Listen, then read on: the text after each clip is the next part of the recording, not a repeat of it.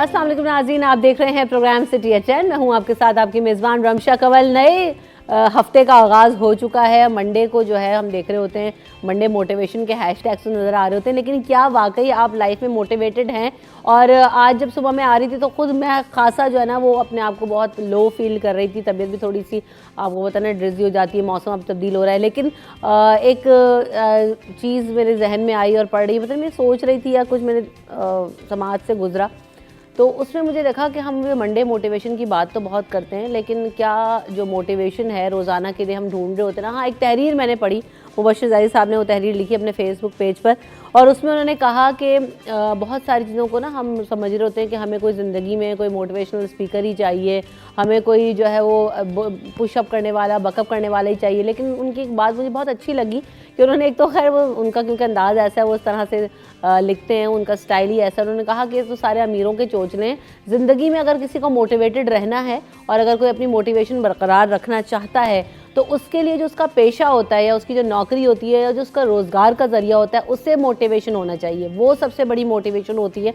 आपको अपनी लाइफ के अंदर। और ऐसा ही है हुआ, जब ये मैंने पढ़ा तो मुझे भी अंदाज़ा हुआ हाँ कि लाइफ में यार आपकी मोटिवेशन वाकई ऐसी होती है। आप कैसा भी फील कर रहे हो, आप थके आ रहे हो, आपको जब पता होता है कि आपने अपने काम पर जाना है और आपका काम भी आपकी नौयत या पसंद के मुताबिक हो, तो आप अपने आप को जो है ना वो कंपोज कर लेते हैं, आप अपने आप को पुश करते हैं कि नहीं मुझे ऐसा करना है, मैं कर सकता हूँ, मुझे जाना है, मुझे डिलीवर करना है। तो फिर आपके लिए उससे बड़ी मोटिवेशन कोई नहीं रहती। तो किसी भी तरह से जो है ना किसी की मोटिवेशन का इंतज़ार ना करें, आपका जो काम है उसको जारी रखें, उससे पैशन बनाएं। और अगर जो काम कर रहे हैं पैशन नहीं है तो जो करना चाहते हैं ज़िंदगी के अंदर वो करें, तो आप अपने आप को कंपोज भी कर सकेंगे, अच्छा भी फील करेंगे। तो take this as Monday motivation और जो है वो अपने कामों पर जाइए, खुश रहिए, अपने चाय का आगाज़ कीजिए, कह रही हूँ अपने दिन का आगाज़ कीजिए, अच्छी सी चाय कॉफ़ी के साथ स्टार्ट कीजिए। मैंने भी आकर लिया तो now I am feeling a bit better. आप लोगों के साथ यहाँ पर मौजूद है।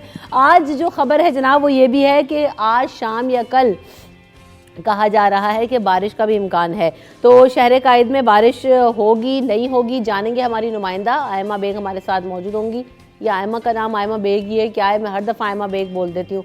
तो आयमा ये बताइए कि मौसम कैसा है? आयमा खान नाम है। तो आयमा आपको बुरा तो नहीं लगता? मुझे तो बहुत बुरा लगता है कोई मेरा नाम गलत ले ले कि भाई मेरा नाम ठीक लो। तो आयमा खान ये बताइए कि मौसम कैसा है इस वक्त शहर में? सर्दी की शिद्दत में तो कुछ कमी नज़र आ रही है, बारिश कब होगी? जी रमशा, देखिए इस वक्त जो आज सुबह से मौसम हम देख रहे हैं कि सूरज ने जो है वो अपनी लपेट में पूरे शहर को लिया हुआ है। सूरज की किरणें जो है वो पूरे शहर में बिखरी हुई हैं, जिसके बायस जो है वो दर्जा हरारत में भी खासा इजाफा दिखाई दे रहा है। इसके साथ ही साथ महकमे मौसमियात ने शहर कायद के शहरियों के लिए जो है वो खुशखबरी भी सुनाई है कि आज शाम में जो है वो शहर के मुख्तलिफ मकामात पर हल्की बारिश का इम्कान या बूंदाबांदी भी हो सकती है, जिसके बायस जो है वो शहर में सर्दी की शिद्दत जो है वो मजीद बढ़ जाएगी। क्योंकि हमने देखा कि गुज़िश्ता हफ्ते भी जो हल्की फुल्की बारिश हुई तो उसके बाद शहर में सर्दी की शिद्दत बढ़ गई थी, लेकिन आज से जो है वो नमी का तनासुब भी ज़ायद है, जिसके बाद अभी भी हम देख रहे हैं कि काफ़ी ज़्यादा हैज़ीनेस है। हद निगाह जो रिकॉर्ड की गई है वो 2 किलोमीटर रिकॉर्ड की गई है। इसके साथ ही साथ महकमा मौसमियात यही बता रहे हैं कि आज शाम में जो है ना वो बारिश का इम्कान है, जबकि कल भी जो है वो बारिश मुतवक्के है। और हम अच्छी उम्मीद कर सकते हैं कि शहर कायद में जो है वो चूँकि बहुत खुश्क मौसम रहा, हमने देखा दिसंबर में भी बारिशें नहीं हुई, उससे पहले भी जो है 2023 में भी बारिशें बहुत कम हुई, लेकिन अब ये उम्मीद की जा रही है कि आज जो है वो जो बारिशें होंगी वो अच्छी बारिशें होंगी शहर कायद के बासियों के लिए। और बारिश जब होती है तो शहर कायद के बासियों के चेहरे वैसे ही खिल उठते हैं, हर किसी का जो है वो मिजाज भी तब्दील हो जाता है, मौसम खुशगवार हो जाता है, चरिंद परिंद भी जो है वो खासे जो है वो चहचहाट उनकी सुनाई देती है हमें इस बारिश के बायस जो है। इसी के साथ ही साथ समोसे पकौड़ों के वालों की जो दुकानें उन पर भी खासा रश लग जाता है। तो हम यही उम्मीद कर रहे हैं कि अच्छा मौसम हो जाएगा, सर्दी बढ़ जाएगी, कड़ाके की सर्दी महसूस की जाएगी। अच्छा देखिए, ये जो स्पेल है वो आज और कल मुतवक्के है। इसके बाद ये कहा जा रहा है महकमा मौसमियात की जानिब से कि 2 फरवरी को एक नया सिस्टम जो है वो शहर में दाखिल होगा, जिसके बाद शहर में तेज़ बारिशों का इम्कान भी है और 6 फरवरी से जो है वो शहर कायद में कड़ाके की सर्दी महसूस की जाएगी। यानी इलेक्शन के मौसम में बारिश हो रही होगी। बिल्कुल ऐसा ही है कि महकमा मौसमियात तो यही बता रहे हैं। इलेक्शन 8 फरवरी को मुतवक्के हैं, जबकि बारिशों का जो स्पेल है वो 2 फरवरी को आएगा और 6 फरवरी से शहर में सर्दी भी बढ़ जाएगी। तो इलेक्शन की एक जानिब जो है वो गर्मा गर्मी रहेगी, लेकिन मौसम जो है वो इलेक्शन के दौरान खासा सर्द महसूस किया जाएगा। चलें, बहुत शुक्रिया आयमा खान, आपने हमें अपडेट किया, आपने हमें आगाह किया। तो यकीनन ये इलेक्शन का मौसम तो आ रहा है और इलेक्शन का मौसम जब आता है तो खासी गर्मा गर्मी बढ़ जाती है। कुछ आपसे अपडेट्स भी शेयर करें इलेक्शन के हवाले से कि इलेक्शन कमीशन ऑफ पाकिस्तान ने पोलिंग स्कीम की जो समरी है वो जारी कर दी गई है। चारों सूबों में 90,675 पोलिंग स्टेशन हैं जो कि बनाए जाएंगे। सिंध की अगर खास तौर पर बात की जाए तो उसमें 19,006 पोलिंग स्टेशन बनाए जाएंगे। चारों सूबों के अंदर 2,76,300 से ज़ायद जो पोलिंग बूथ्स हैं वो बनाए जाएंगे। सिंध में 65,005 पोलिंग बूथ्स बनाए जाएंगे जिस पर लोग जा सकेंगे और जो अपना वोट है वो कास्ट कर सकेंगे। तो इलेक्शन के हवाले से अपडेट थी, लेकिन इलेक्शन के जो सियासी माहौल और गर्मा गर्मी की हम बात करते हैं तो हम ये भी देख रहे हैं कि लियारी में आसफा भुट्टो जरदारी साहिबा ने जो है उनकी क़यादत में रैली निकाली गई और नौजवान लीडर हैं खासी मकबूल हो रही हैं, लोगों के अंदर जा रही हैं और खासी अपनी कैंपेन करती हुई नज़र आ रही हैं। तो उन्होंने कहा कि तीर पर मोहर लगाएं और उन्होंने कहा कि लियारी वाले हमारे हमेशा से साथ रहे हैं और लियारी ये गढ़ रहा है। बेनज़ीर भुट्टो साहिबा भी वहाँ पर जाती रहीं, बिलावल साहब भी गए और अब आसफा गई हैं। तो उन्होंने कहा कि हमारा जो मज़दूर कार्ड है और यूथ कार्ड है वो पीपल्स पार्टी बनाकर देगी आपको, ये हमारा सियासी मंशूर है। तो अब जो सियासी मंशूर हैं उनमें भी तब्दीलियाँ हमें नज़र इस दफ़ा इलेक्शन में आ रही हैं, इस हवाले से हम बात करेंगे। उसके अलावा PTI ने भी कल कहा था कि कराची की समेत मुख्तलिफ जो शहरों में रैलियाँ निकाली जाएँ। तो जब रैलियाँ निकाली गई तो दर्जनों लोगों को गिरफ़्तार किया गया, कारकुनान गिरफ़्तार हुए और पुलिस ने ये गिरफ़्तारियाँ की हैं। तहरीक इंसाफ ने 3 तलवार चौक पर रैली निकाली कराची में और पत्थरों और लाठियों से भी उनके ऊपर हमला किया गया। 7 पुलिस एहलकार उनकी जानिब से ज़ख्मी भी कर दिए गए, तिब्बी इमदाद के लिए अस्पताल मुंतकिल कर दिया गया। तो ये अब जो क्योटिक सिचुएशन है वो भी पैदा होती हमें इलेक्शन से पहले नज़र आ रही है और इलेक्शन जैसे जैसे करीब आते हैं माहौल हमें लग रहा है कि मज़ीद भी कशीदा हो सकता है। इसके अलावा इलेक्शन कमीशन ने इंतखाबी क़वाइद और ज़ाब्ता अखलाक की खिलाफ वर्जी पर एक्शन लेते हुए 5 टाउन चेयरमैन और 24 UC चेयरमैन को नोटिस जारी कर दिए हैं। उन्होंने ये कहा है कि जो बल्दियाती इदारों के जो फ़ंड्स हैं वो इंतखाबी मुहिम में इस्तेमाल किए जा रहे हैं, जिस पर उन्हें नोटिस शामिल किए गए हैं। और ये जो चेयरमैन हैं उसमें लियाकताबाद, नॉर्थ नाज़िमाबाद, न्यू कराची, गुलबर्ग और नाज़िमाबाद टाउन जो है उसके चेयरमैन शामिल हैं। उसके अलावा गवर्नर सिंध कामरान टिसोरी ने बिला जवाज़ तनकीद पर मेयर कराची बैरिस्टर मुर्तज़ा वहाब जो है उन्होंने उस पर रद्द-ए-अमल दिया है। वो ये कहते हैं कि जो अब्बासी शहीद अस्पताल है वो बहुत पुराना अस्पताल है और अब्बासी शहीद अस्पताल का जो शुमार है वो इस वक्त शहर के बेहतरीन अस्पतालों में होता है। मुर्तज़ा वहाब साहब का कहना है कि जब आपकी सियासत जमात के लिए मेयर आपकी जब सियासी जमात ने मेयर का चार्ज संभाला था उस वक्त अब्बासी शहीद अस्पताल को तबाही की तरफ धकेला था। ये उन्होंने मेयर कराची ने गवर्नर सिंध कामरान टिसोरी साहब को कहा है।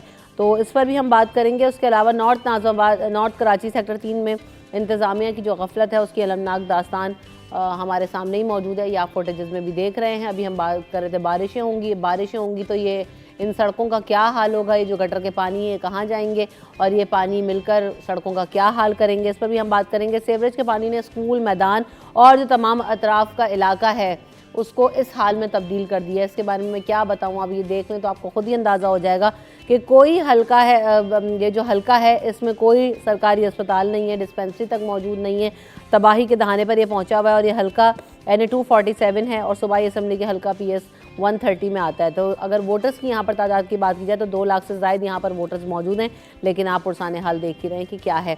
वेलकम करते हैं अपने मेहमानों को शो के अंदर। हमारे साथ फ़हीम से मौजूद हैं। अस्सलाम वालेकुम फ़हीम भाई, कैसे हैं आप? अल्हम्दुलिल्लाह। आप भी लो लग रहे हैं।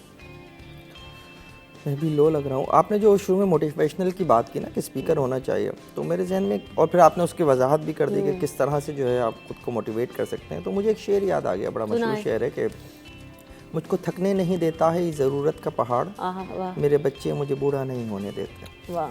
तो बेसिकली तो ये है असल मोटिवेशन जो इंसान को आगे बढ़ाती है। ज़रूरतें ही जब ख़त्म नहीं होंगी तो आप खुद को जो है वो फिर लेके चलते रहते हैं। बिल्कुल ऐसा ही, वो थका नहीं सकते।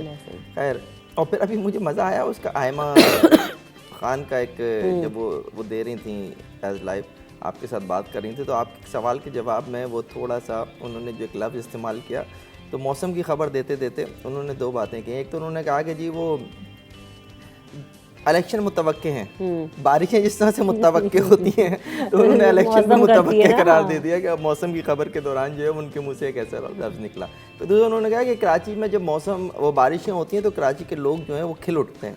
यहाँ तो मुझे भी बड़ा एतराज़ था। तो देखिए मैं तो इस पे वो बात करता हूँ कि मूड हो जैसा वैसा मंजर होता है, हाँ। मौसम तो इंसान के अंदर होता है। वाह। तो हकीकत तो यही है, लेकिन कराची में जब बारिशें होती हैं तो कराची के लोग जो हैं वो परेशान हो जाते हैं बारिशों से। आप अभी जिस फुटेज की आखिर में दिखा रही थी, आप अभी जो न्यू कराची की फुटेज है, सोच लें कि अगर वहाँ पे बारिश हुई तो वहाँ क्या हाल होगा, और ज़्यादा बारिश आए तो फिर ज़्यादा पानी आता है, तो फिर क्या पानी हाल के हो साथ जाएगा? यहाँ तो गटर का पानी और कचरा mix हो और जाता गंद है। सब कुछ आता है। जावेद इकबाल साहब को भी वेलकम करते हैं शो में। अस्सलाम वालेकुम जावेद भाई, आप कैसे हैं? वीकेंड कैसा गुजारा? सही ज़बरदस्त, तबीयत कैसी है? बिल्कुल ठीक ठाक थे। All good.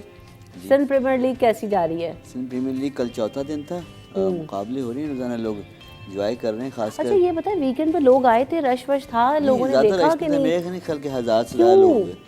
शायद पब्लिसिटी सही से नहीं हुई है, और या Publicity लोग तो बड़ी interest करते नहीं हुए है, नजर आ रहे हैं, बड़े हर स्टार billboards नहीं है, and all। बहुत सारे पाकिस्तानी खिलाड़ी दूसरी लीग में खेल रहे हैं पाकिस्तान से बाहर, इसलिए फुल फ्लैश नहीं है टीम है। हर टीम में एक दो खिलाड़ी, दो तीन खिलाड़ी हैं पाकिस्तान टीम में जो इन आउट करते रहते हैं, वो लड़के हैं, कोई ऑफिशियल हैं, मिसबा हैं, आफरीदी हैं, और बहुत सारे बड़े नाम जुड़ गए हैं, मुश्ताक अहमद हैं, लेकिन फिर भी वो रौनक ज़्यादा नज़र नहीं आ रही।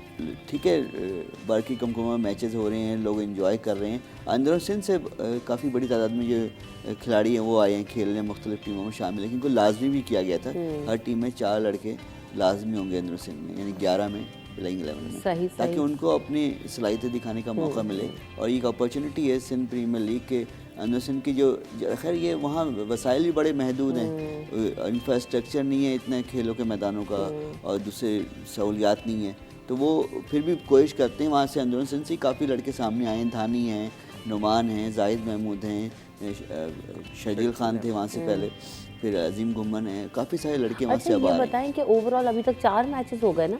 नहीं 4 मैचेस नहीं, मैचेस एक दिन में, पहले दिन सिर्फ 1 मैच हुआ है, उसके सही। अलावा हर रोज जो है 2 मैच हो रहे हैं, तो 7 मैच हो चुके हैं। तकरीबन काफी मैचेस हो गए। मैचेस वैसे कैसे हो रहे हैं? अच्छे हो रहे हैं, मतलब एक्साइटिंग मैचेस हैं या हाँ, बस बिल्कुल ऐसे ही हो रहा है? बिल्कुल, और टीवी पे लाइव आ रहे हैं तो लोग ठीक है नहीं आ पा रहे, लेकिन वो देख रहे टीवी हैं। पे जरूर इसको फॉलो कर रहे हैं, और सिलेक्टर्स भी देख रहे हैं, क्योंकि इसके बाद पीएसएल में यकीनन इस लीग में अच्छे लड़के होंगे तो उनको पीएसएल में जगह मिल पाएगा, मुमकिन है कि वो किसी टीम में बना पाएं। सही। आसफा भुट्टो का क्या बता रहे हैं? आसफा भुट्टो साहिबा ने ओपनिंग की थी इस टूर्नामेंट की 25 जनवरी को, और वो नेशनल स्टेडियम में आई थी कि पहली बार आई थी, तो बड़ा उनका अच्छा वेलकम हुआ, और फिर गवर्नर साहब उसमें आए, जब पहले मैच की अख्तामी तकरीब थी वो उसमें शामिल थे, तो एक अच्छा इवेंट शुरू हो चुका है, यानी कि रौनक लगी हुई है स्टेडियम से आगे गुजरने, तो ट्रैफिक की परेशानी नहीं है वैसे लोगों को, उम्र होती है, तो ये नॉर्मल अंदाज में मैचेस हो रहे हैं। चलें, ये तो बहुत अच्छा है कि कम से कम ट्रैफिक का फ्लो रवा रहना चाहिए, क्योंकि ट्रैफिक जो है ना वो बहुत ज़्यादा चैलेंजिंग होता जा रहा है रोज़ाना, और बहुत ज़्यादा ट्रैफिक होता है सुबह शाम में भी। आसफा भुट्टो की बात की तो आसफा भुट्टो लियारी भी गई और वहाँ उन्होंने दौरा किया, कहते हैं कि बड़ा पुरतपाक इस्तकबाल हुआ, कैसा रिस्पॉन्स मिला उन्हें? लेकिन लियारी बेसिकली पीपल्स पार्टी का घर समझा जाता है। अगर हम 2018 के इलेक्शन को छोड़ दें, क्योंकि उस वक्त एक वेव थी और पीटीआई की एक वेव थी, तो उसमें जो है बिलावल भुट्टो साहब वहाँ से शिकस्त खा गए। लेकिन अगर हम लियारी को ओवरऑल देखें और लियारी की सियासी तारीख उठाकर देखें, तो जुल्फ़िकार अली भुट्टो, बेनज़ीर भुट्टो, खुद आसिफ अली जरदारी, बिलावल भुट्टो वहाँ से इलेक्शन लड़ चुके हैं। तो लियारी डेफिनेटली वहाँ पे इस्तकबाल जैसा होना चाहिए था वैसे इस्तकबाल हुआ है। फिर अच्छी बात कर लीजिए कि इस वक्त जो है नबील कबूल वापस पीपल्स पार्टी को ज्वाइन कर चुके हैं, जो माजी में वहाँ से एमएनए मुंतखब हो चुके हैं। नबील कबूल इस दफ़ा भी जो है वो उम्मीदवार हैं, तो इन लोगों की मौजूदगी में जैसा इस्तकबाल होना चाहिए था वैसा इस्तकबाल हुआ, अच्छा इस्तकबाल हुआ। आसफा ने खुद लियारी के मुख्तलिफ इलाकों का दौरा किया, वहाँ पर जी भुट्टो के नारे माजी में जिस तरह से बजा कर लगा करते थे वैसे लगे, और तीर पर मोहर लगाने की वो बात कर रही हैं, तो डेफिनेटली लियारी से एक अच्छा एज उन्हें इस वक्त हासिल है। पिछले दफ़ा के जो कैंडिडेट थे शकूर शाह साहब, जो पीटीआई से जीते थे वहाँ से, इस दफ़ा वो आज़ाद हैसियत में इलेक्शन लड़ रहे हैं। और दूसरा मसला वहाँ से जो अगर पीपल्स पार्टी को कोई बड़ा चैलेंज हो सकता है तो तहरीक लब्बैक पाकिस्तान है, क्योंकि 2018 के इलेक्शन में भी शकूर शाह अगर जीते तो दूसरे नंबर पे पीएलपी रही थी, तीसरे नंबर पे जाके पीपल्स पार्टी रही थी, तो एक बड़ा चैलेंज है। और इस हिसाब से अगर आप देखेंगे जिस तरह से आसिफा भुट्टो इस वक्त सियासी मुहिम चला रही हैं बिलावल भुट्टो की और पीपल्स पार्टी की, तो वो एक बहुत ज़रूरत समझी जा रही थी कि ये होना चाहिए। आसफा भुट्टो को जो है वो बेनज़ीर की तस्वीर कहा जाता है और है भी काफ़ी हद तक उनकी टायर मुशाबहत वगैरह भी और है। वैसे भी मुशाबहत भी है। बीबी की बेटी है तो बीबी से जाहिर है। जाहिर है एक हम इसलिए बीबी को करते हैं कि बीबी दुनिया की या सॉरी जनूबी एशिया की खत्ते की जो है वो पहली वज़ीर आज़म थी किसी मुल्क की, मुसलमान मुल्क की। तो और जो उनका एक इंटरनेशनली एक पोस्चर था वो बहुत बड़ा था। तो डेफिनेटली आसफा की सूरत में हमें बीबी याद आती हैं। बिल्कुल ऐसा ही है। और वो देखें ना, ये आप ये जब विजुअल्स देखते हैं और ये भी जैसे जैसे आसफा मज़ीद जो है वो पॉलिटिकली ग्रो करेंगे तो वो उनके अंदर भी वो चीज़ें मुझे लगता है कि बहुत ज़्यादा पेनिट्रेट होती नज़र आई। अच्छा, सियासी मंशूर पे बात करना बहुत ज़्यादा ज़रूरी है इस वक्त हम देख रहे हैं। जो आसफा ने बात की, उन्होंने कहा कि मजदूर कार्ड और यूथ कार्ड बनाना बहुत ज़्यादा ज़रूरी है। और वैसे ओवरऑल जो पीपल्स पार्टी का मंशूर है वो जो बातें कर रहे हैं कि जनाब वो बिजली के 300 यूनिट फ्री है और सेहत कार्ड भी अब इजरा करने की बातें हो रही हैं और डिफरेंट चीज़ें वो अपने मंशूर में लेकर आ रहे हैं। एप्लीकेबल होती हैं चीज़ें, क्या आप समझ रहे हैं या करना पड़ेगा इस दफ़ा इनको? कुछ मुझे लगता है कि कुछ चीज़ें इतनी ज़्यादा अनाउंसमेंट हो रही है, ऐसे नहीं एक पहले जुमला बड़ा होता है कंपनी की मशहूरी के लिए, तो इतनी ज़्यादा अनाउंसमेंट कर रहे हैं, फिर इनके लीडर ही खुद कह रहे हैं कि ये काबिल अमल नहीं है ये मंशूर। और खुद एहसान इकबाल ने भी बोला है जो या और एक दो और लोगों ने बोला है कि जो 300 यूनिट फ्री में ऐलान किया जा रहा है, और इनके लोगों ने भी किया, नून लीग के लोगों ने, बिलावल ने भी किया, बोला ये काबिल अमल नहीं है। अभी जब आपको याद है 4 महीने 5 महीने पहले बिल ज़्यादा आ गए थे लोगों पूरे पाकिस्तान में, तो इतना पूरे पाकिस्तान में यानी आप एहतजाज हुआ, धरने हुए, मुजाहिरे हुए, लेकिन किसी का 1 रुपये कम नहीं हुआ। गवर्नमेंट 1 रुपये कम नहीं कर सकी क्योंकि IMF ने जो लगाई चीज़ें आपको उस हिसाब से चलना है और आपको जो मुल्क का कर्जा इस तरह उतारना ज़्यादा टैक्स लगाकर। तो आप क्या समझते हैं कि आइंदा 1 साल बाद क्या हमारे कोई ख़जाना कोई निकल पाएगा, कोई सोना तो कोई निकल पाएगा इलेक्शन के बाद? ज़मीन से सोना दरियाफ्त होने वाला हमारे यहाँ इलेक्शन के बाद, ऐसा मुमकिन नहीं है। और ये मुमकिन नहीं है कि 300 यूनिट आप फ्री में कर सकें। आपने तो 100 यूनिट किसी का फ्री में नहीं किया। और आपको बताऊँ, अगर इलेक्शन के बाद जब गर्मी होगी ना, जो बिल आएगा लोग और ज़्यादा चीखेंगे इस बार गर्मी जो बिल, क्योंकि बिल यूनिट 23 से फी यूनिट कीमतें बढ़ रही हैं। अच्छा, फिर आप देखें अभी कल भी और परसों मुस्लिम लीग नून ने अपने ऐलान किया मंशूर का, अखबारात में फुल पेज के ऐड दिए टाइटल पे, यानी पहले पेज पे, और कल पीपल्स पार्टी ने दिया है। तो ऐसा लगता है मुझे, माजरत उन लोगों से, सियासी जमातों से, मुझे लगता है ये सियासत नहीं है, ये कारोबार है। यहाँ सरमायाकारी हो रही है और सरमायाकारी के बाद फिर इससे मुनाफा हासिल किया जाएगा। ये बिल्कुल ऐसा लगा मुझे। यानी आप एक पेज का ऐड दे रहे हैं, सारे अखबारात में टीवी पे धड़ा ऐड चल रहे हैं, ये कहाँ से आ रहा है, किसका पैसा ये जो इन्वेस्टमेंट हो रही है सियासत बात ये कि मैं तो ये भी कहती हूँ कि ठीक है आप सियासी मंशूर तो लेकर आए, लेकिन ये भी तो बताइए, PTI ने भी जब ये बातें की थी और यानी जब वो अपनी पॉलिटिकल कैंपेन रन कर रहे थे और उसके बाद भी आए, तो सबसे यही सवाल किया जा रहा था और अभी भी यही सवाल बरकरार है कि हाउ आप करेंगे, कैसे, ये भी तो बता। मैं तो कुछ भी कह दूँ यहाँ पे बैठ के, लेकिन वो एप्लीकेबल और इम्प्लीमेंटेबल कैसे होगा, ये बात करना बहुत ज़्यादा ज़रूरी है। मेरे ख्याल से अब इस पर आवाम को भी फिंगर रेस करनी चाहिए कि how are you gonna do it. देखिए, आपकी बात के जवाब में मैं सिर्फ एक बात ही कहूँगा, और ये एक बड़े लीडर का जुमला है कि अब हम ख्वाब भी ना देखें। कैसे ख्वाब देखें? मुझे तो मसला सारा ये है कि हम आवाम को ख्वाब दिखाते हैं, सुनहरे ख्वाब दिखाते हैं, और इन सुनहरे ख्वाब के पीछे जो है वो आवाम चल पड़ते हैं। हम बेसिकली नारे की कौम है, हमें एक नारा दे दो, हम उस नारे के पीछे चल पड़ते हैं। हम ये देखे बगैर कि इस नारे को लगवाने वाले का क्या इंटरेस्ट है और लगाने वाले को इसका कोई फ़ायदा होगा या नहीं होगा। इस वक्त जो पाकिस्तान की सियासी सूरत हाल है, इसमें एक तो सबसे पहले इलेक्शन, आज के दिन भी इलेक्शन जो है वो क्वेश्चन है कि पता नहीं, अगर आप किसी सियासतदान से भी पूछ लें तो कहेगा हाँ 80% तो इलेक्शन हो रहे हैं, यानी 20% उनके जहनों में भी है कि इलेक्शन जो है वो नहीं हो सकते। अब इलेक्शन नहीं होंगे इस बहस में अभी नहीं पड़ते, इससे आगे बढ़ते हैं कि अगर इलेक्शन में ये सूरत हाल है तो यही वजह है कि आज सियासी जमातों ने इतनी देर से जाके अपने इंतखाबी मंशूर का ऐलान किया। मुस्लिम लीग ने परसों जाके अपने इंतखाबी मंशूर का ऐलान किया। जब आपके इलेक्शन जो है वो तकरीबन करीब आ चुके हैं तो आप अपने इंतखाबी मंशूर का ऐलान करें। वजह क्या है? वजह यह है, वही आपकी वाली बात मैं आगे बढ़ाता हूँ कि जब PTI ने अपना इंतखाबी मंशूर दिया था और जो उन्होंने नारे दिए थे, वो उन नारों के ऊपर अपने पौने 4 साल में अमल नहीं कर सके उस तरह से जिस तरह से करना चाहते। ये हम कहते हैं जिसे डिलीवरी वो नहीं कर सके। अब है कि सियासी जमातों के लिए असल मसला यही है कि क्या इंतखाबी मंशूर दें। बिजली वो सस्ती नहीं कर सकते, गैस वो सस्ती नहीं कर सकते, बढ़ाना ही बढ़ाना है। महंगाई को वो कंट्रोल नहीं कर सकते क्योंकि IMF की शराइत आपके साथ है, आप IMF से मुआहदा करके बैठे हुए हैं। तो सियासी जमातें तो बाद सियासी जमातें तो ये समझती थी कि इस वक्त इलेक्शन का वक्त ही नहीं है, इलेक्शन का माहौल ही नहीं है। अभी ये निगरान हुकूमत का सेटअप जो है वो कुछ तवील हो जाना चाहिए, जो तमाम इशूज़ हैं वो उनके तहत जो है जो सख्त फैसले हैं वो निगरान हुकूमत के तहत हो जाने चाहिए। फिर हम आएंगे और फिर हम जो है उसमें से कुछ बेहतर करने की कोशिश करेंगे तो हमें एक अवाम में मकबूलियत बढ़ेगी। वो नहीं हो सका, इलेक्शन में जाना पड़ रहा है। इलेक्शन में जाएंगे, जो भी जमात इलेक्शन बनाएगी, हुकूमत बनाएगी, उसके लिए एक बहुत मुश्किल वक्त है, इन फ्यूचर बहुत मुश्किल वक्त है। और देखें, कल अभी हम आसफा भुट्टो की बात कर रहे थे, कल शहर में बहुत सारी पॉलिटिकल एक्टिविटीज़ हुई।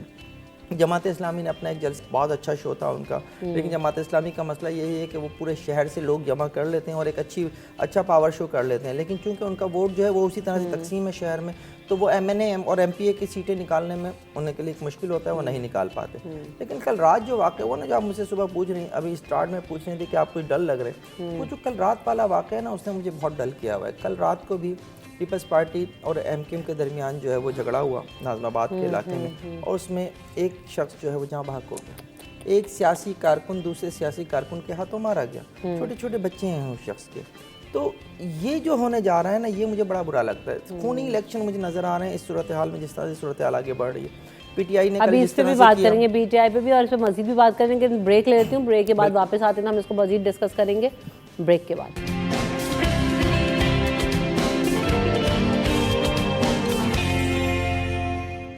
Welcome back in city at 10। तो हम जनाब जाने से पहले जिस तरह से बात कर रहे थे कि इलेक्शन का माहौल इस वक्त हमें गर्म होता हुआ नज़र आ रहा है, सियासी माहौल की हमने बात की है। इस वक्त हम देख रहे हैं कि कल जैसे भी फ़हीम भाई भी जाने से पहले बात कर रहे थे कि PTI की भी एक्टिविटी नज़र आई, जमात इस्लामी ने भी जलसा किया।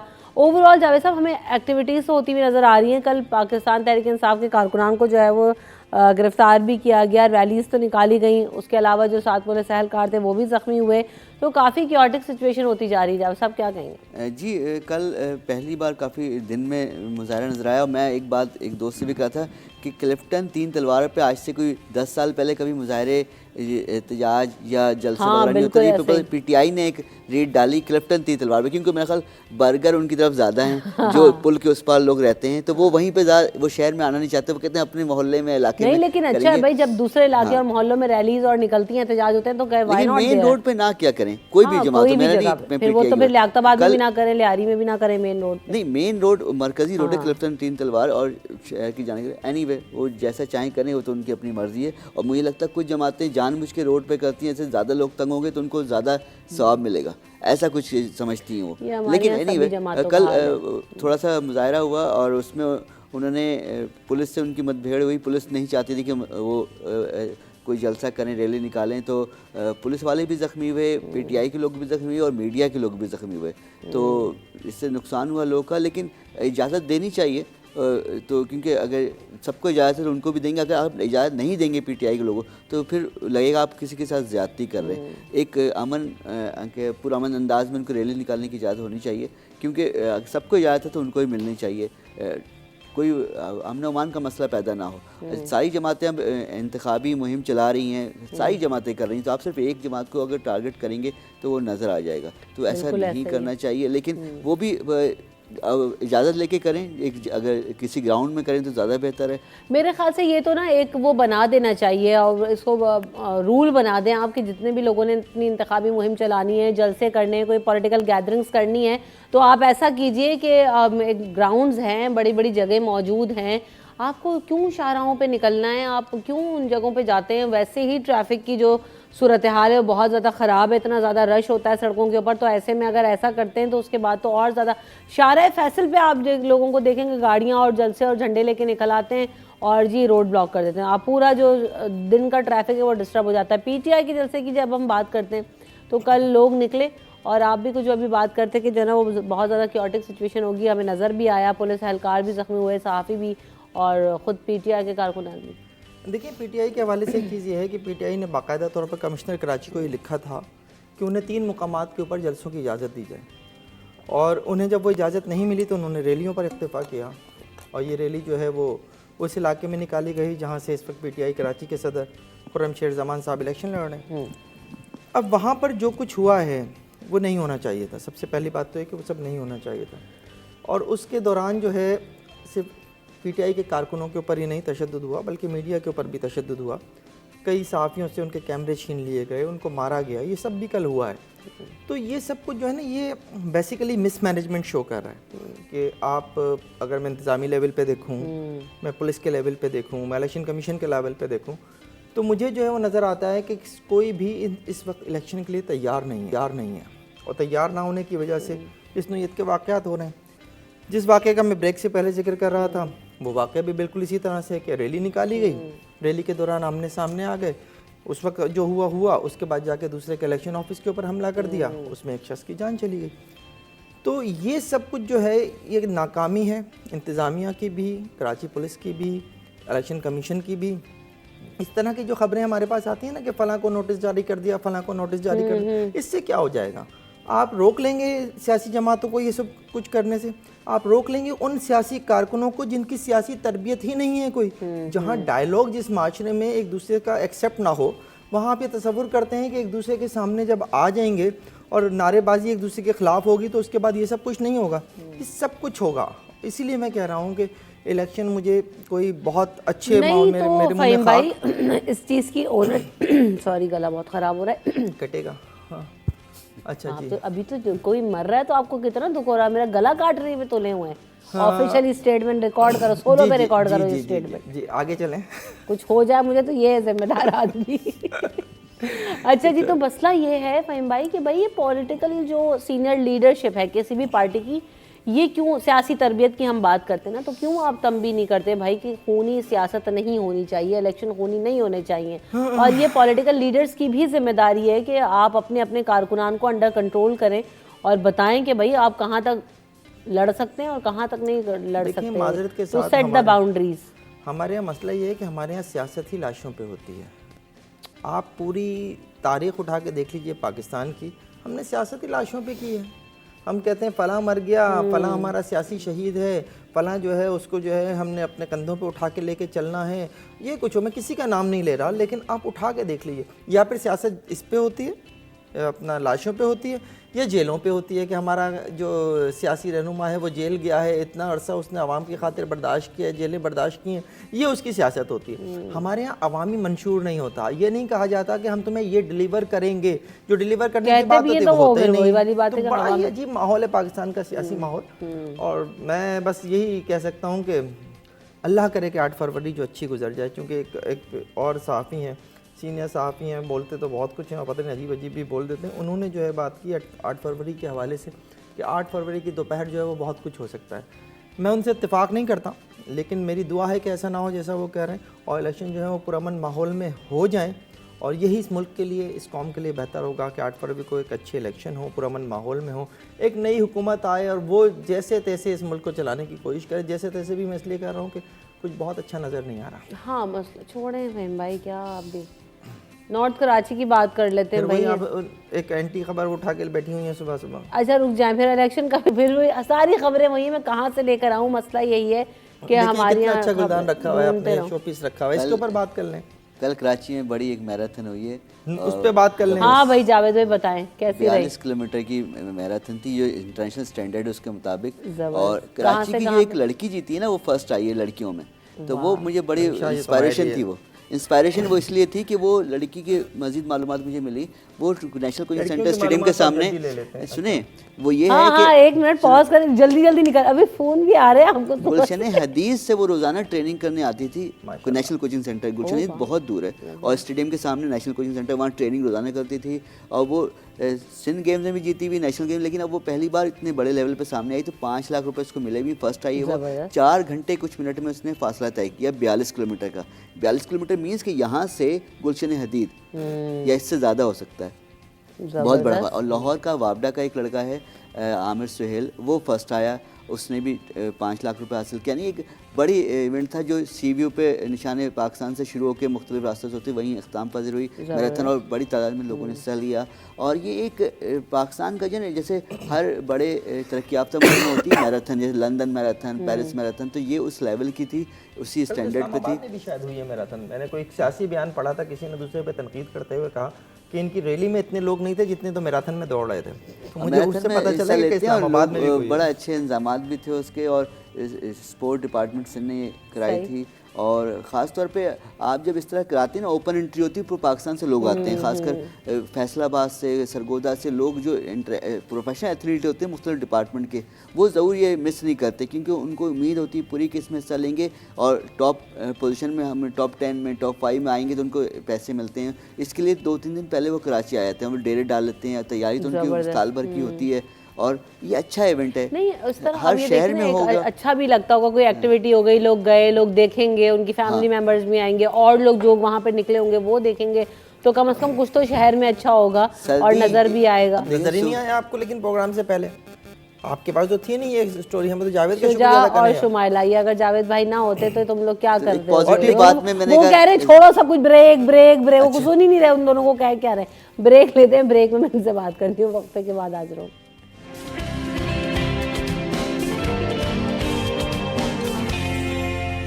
सिटी एट 10 में आपको एक बार फिर कहेंगे खुश आमदी। तो जनाब, हम देख रहे हैं कि शहर में भी हम जैसे मैराथन रेस की भी बात करते हैं, उसके अलावा हमने ये भी कहा कि एक ख़बर हमने रखी हुई थी, नॉर्थ कराची सेक्टर 3 की जो इंतज़ामिया है उस पर जो गफलत है तो सबके सामने ही है। फुटेजेस में हमने देखा कि क्या हो रहा है, जो सेवरेज का निज़ाम है वो इंतहाई मुतासर है, टूटी फूटी सड़कें हैं, जो स्कूल और मैदान है उनमें गटर का पानी भरा हुआ है। उसके अलावा जो प्राइमरी स्कूल हैं वहाँ पर जो कुत्ते हैं वो घूम रहे हैं और स्कूल के जो तबाहाली का जो शिकार है। ज़रा फुटेजेस प्ले करें और दिखाएं लोगों को भी कि क्या हाल है। हल्का अगर बात की जाए तो NA 247 है, PS हल्का 130 है जिसकी हम ये बात कर रहे हैं, और जो यहाँ पर वोटर्स की तादाद है तकरीबन 2 लाख से ज़ायद है। आप ये देखें तो किस कदर ख़राब सूरत हाल है। जावेद, आपका कभी जाना हुआ है यहाँ पर ये मेरे घर से नॉर्थ कराची में ना, क्योंकि आप नॉर्थ साइड पे ही रहते हैं ना? शिमाली कराची का हिस्सा है, मेरे घर से बहुत करीब है।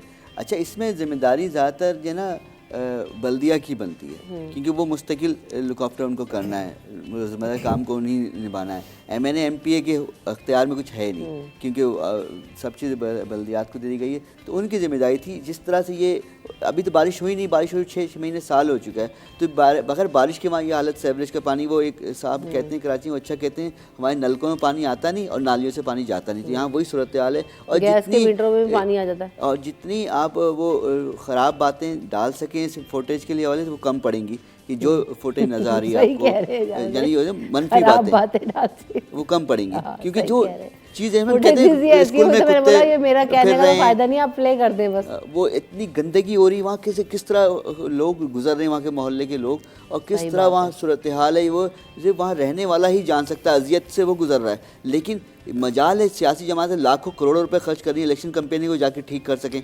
सारी सियासी जमातें, मैं उनको टीवी पे, अखबार में, गलियों पे, चौराहों पे बैनर पैनाफ्लेक्स लगे में लाखों नहीं करोड़ों रुपए खर्च कर रहे हैं। मजाल है वो जाके किसी एक गली को ठीक कर दें। एक गटर का ढक्कन लगाते हैं, वो भी गवर्नमेंट के पैसों से। तो वो आजकल है ना कराची में, सेंट्रल में तो ज़्यादा हो रहा है, डिस्ट्रिक्ट सेंट्रल में, वो तस्वीरें खींचते हैं, वीडियो बनाते हैं, फिर बताते हैं हमने किया, फिर वो अपने ग्रुप में डालते हैं व्हाट्सअप के, और फिर उसकी चीज़ों को आप फेसबुक पर डालते हैं, हमने एक घटे का ढक्कन। सीरियस बता रहा हूँ, इस काफ़ी हो रहा है ये काम। यानी आप क्या कर रहे हो, एहसान कर रहे हो, ये तो रूटीन के काम थे रोज़मर्रा के। वही ना, वही लोग जो गटर का ढक्कन लगा के शोर शराबा कर रहे हैं, पब्लिसिटी प्रोपेगेंडा कर रहे हैं, वो इतने बड़े काम कैसे करेंगे? वो नहीं करना चाहिए। ये जो विजुअल्स में आ रहा है, सारी सियासी जमातों के झंडे भी लगे हैं, कोई एक नहीं। अच्छा, और पढ़ के हंसी आ रही है, इसी का मैं वेट कर रही थी, ये विजुअल आ जाए।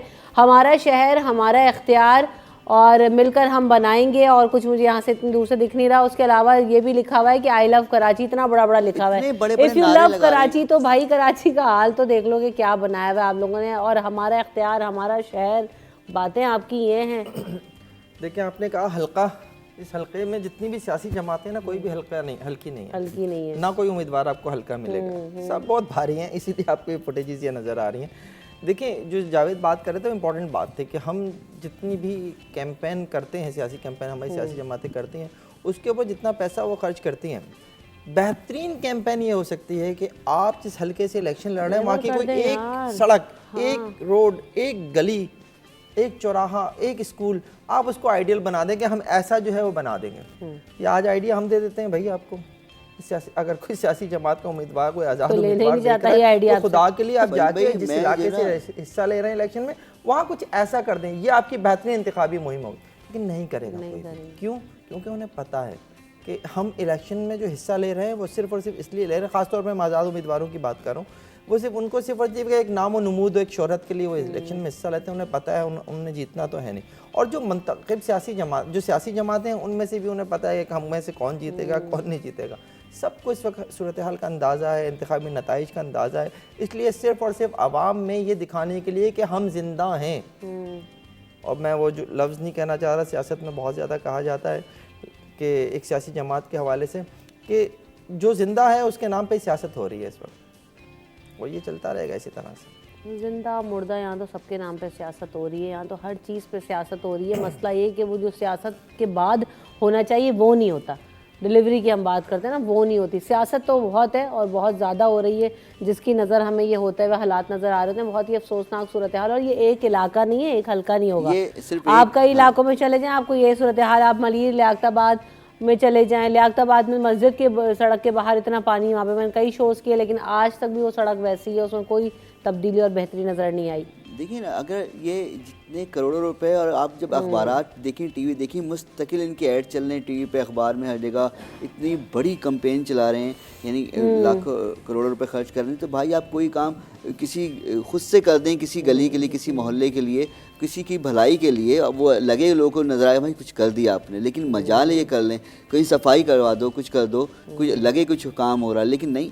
मैं यकीन करें बहुत कुड़ता हूँ इस तरह की चीज़ें देखें कि अब नवाज शरीफ जब आ रहे थे तो 21 अक्टूबर को सारे अखबारात में फुल पेज ऐड छपे में, अब वो आ जाओ नवाज शरीफ, मुल्क संभालो नवाज शरीफ। आपने ऐड देख के क्या किया? वो आके क्या यहाँ दूध की नहरें बहाने आ रहे हैं, लेकिन आ चुके। अब वो इस तरह मुहिम भी चल रही है, सारी जमातें एक से बढ़कर एक हैं, पीछे कोई नहीं है, भले सियासी जमात हो, मजहबी जमात हो, सब अपना हिस्सा डाल रही हैं कि जीतना उनको इलेक्शन। हालांकि उनके पास कोई सॉलिड मंशूर नहीं है, कोई इरादा भी नहीं, कोई नीयत नहीं है, कोई उनके पास होमवर्क उन्होंने किया हुआ हो, करना किया। इतनी मुश्किल में पाकिस्तान है और आगे कैसे, कोई होमवर्क नहीं किसी का, होमवर्क किसी का कुछ नहीं है। बातें बहुत है, सियासत बहुत हो रही है, और वही वाली बात के स्टेटमेंट्स, अब आप बॉल चॉकिंग हुई हुई आप देख रहे होते हैं, तो मुझे तो अब तकलीफ भी होती है, दुख भी होता है और हंसी भी आती है। हम कौन लोग हैं जिस सड़क के आगे आपने, जिस सड़क की वॉल के ऊपर आपने लिखा हुआ है हमारा इख्तियार हमारा कराची और आई लव कराची, जिसके ऊपर मुख्तलिफ सियासी जमातों के उसी सड़क के ऊपर झंडे लगे हुए, उस सड़क के नीचे हालत देख लें तो कितने गटर का पानी और तबाहाली का वो शिकार है पूरा इलाका, क्या मंजर पेश कर रहा है। तो ये आप कराची से मोहब्बत करते हैं, ये आपका इख्तियार है, कम से कम कुछ तो जो है ना वो अकल के नाखून आप भी लें। आवाम को तो दिख रहा है, वो तो बेबस अब मुझे लगता है नज़र आ रहे हैं। बहरहाल ब्रेक ले लेती हूँ, ब्रेक के बाद हाजिर हूँ।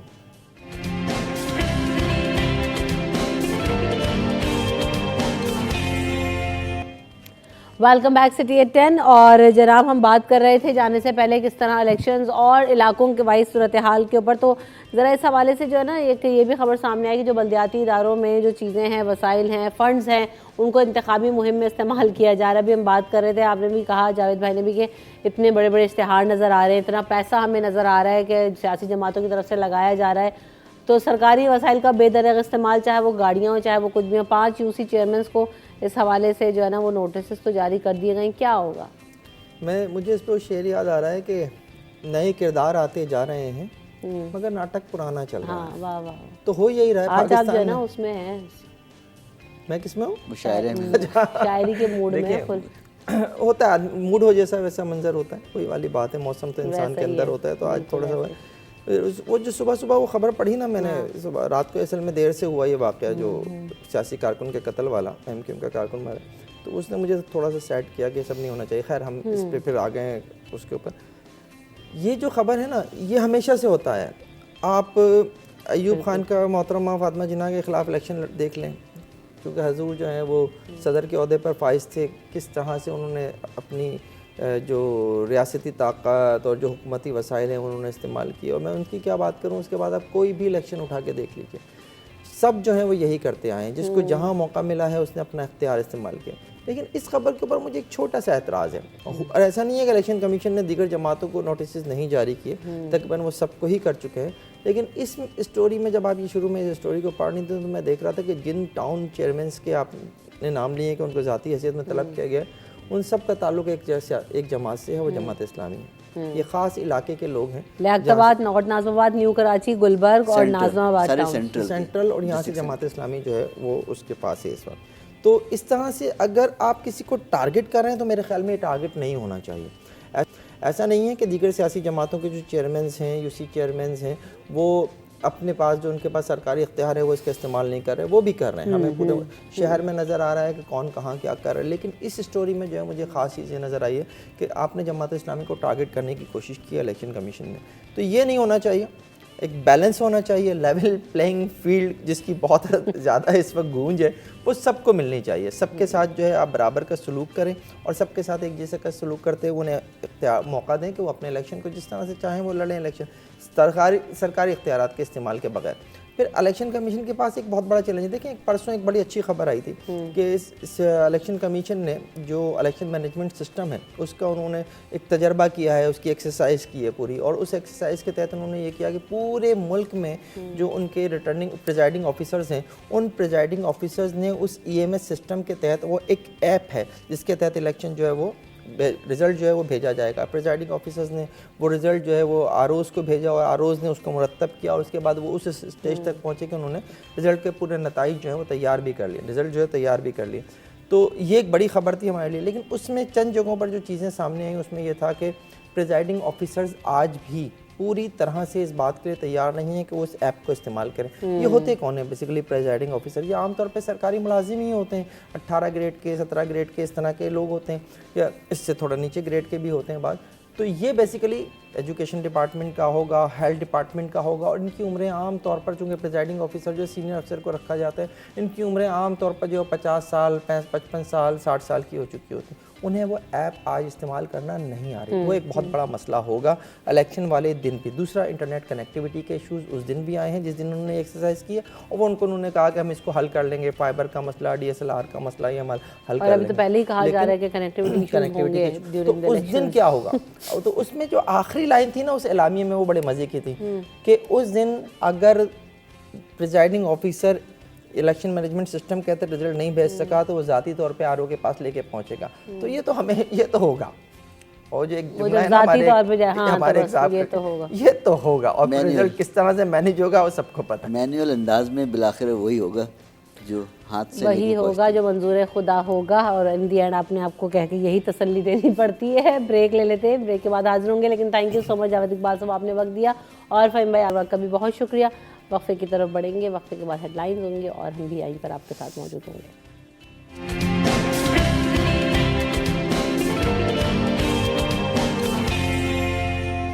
सिटी 10 में आपको एक बार फिर कहेंगे खुशामदीद। और जनाब अब हम बात करेंगे आज के सेगमेंट्स में, और ये बहुत ज़्यादा ज़रूरी था। हम बहुत दिनों से सोच रहे थे कि इस टॉपिक को ज़रूर डिस्कस करना चाहिए, क्योंकि जब हम चीज़ें देख रहे होते हैं, ख़बरें देख रहे होते हैं, चीज़ें नज़र आ रही होती हैं, तो बहुत सारी चीज़ें ऐसी होती हैं जिनके बारे में हमें अंदाज़ा नहीं हो रहा होता। जैसे कि अगर हम ख़ास तौर पर कंज्यूमर राइट्स की बात करें, तो कोई भी सारिफ यानी कोई भी ख़रीदार या कोई भी चीज़ लेने वाला, इस्तेमाल करने वाला, या हम इसे और सादा ज़बान में बोलूँ तो आवाम के पास बहुत सारे इख्तियारात और राइट्स होते हैं, लेकिन हम उसके बारे में जानते नहीं हैं।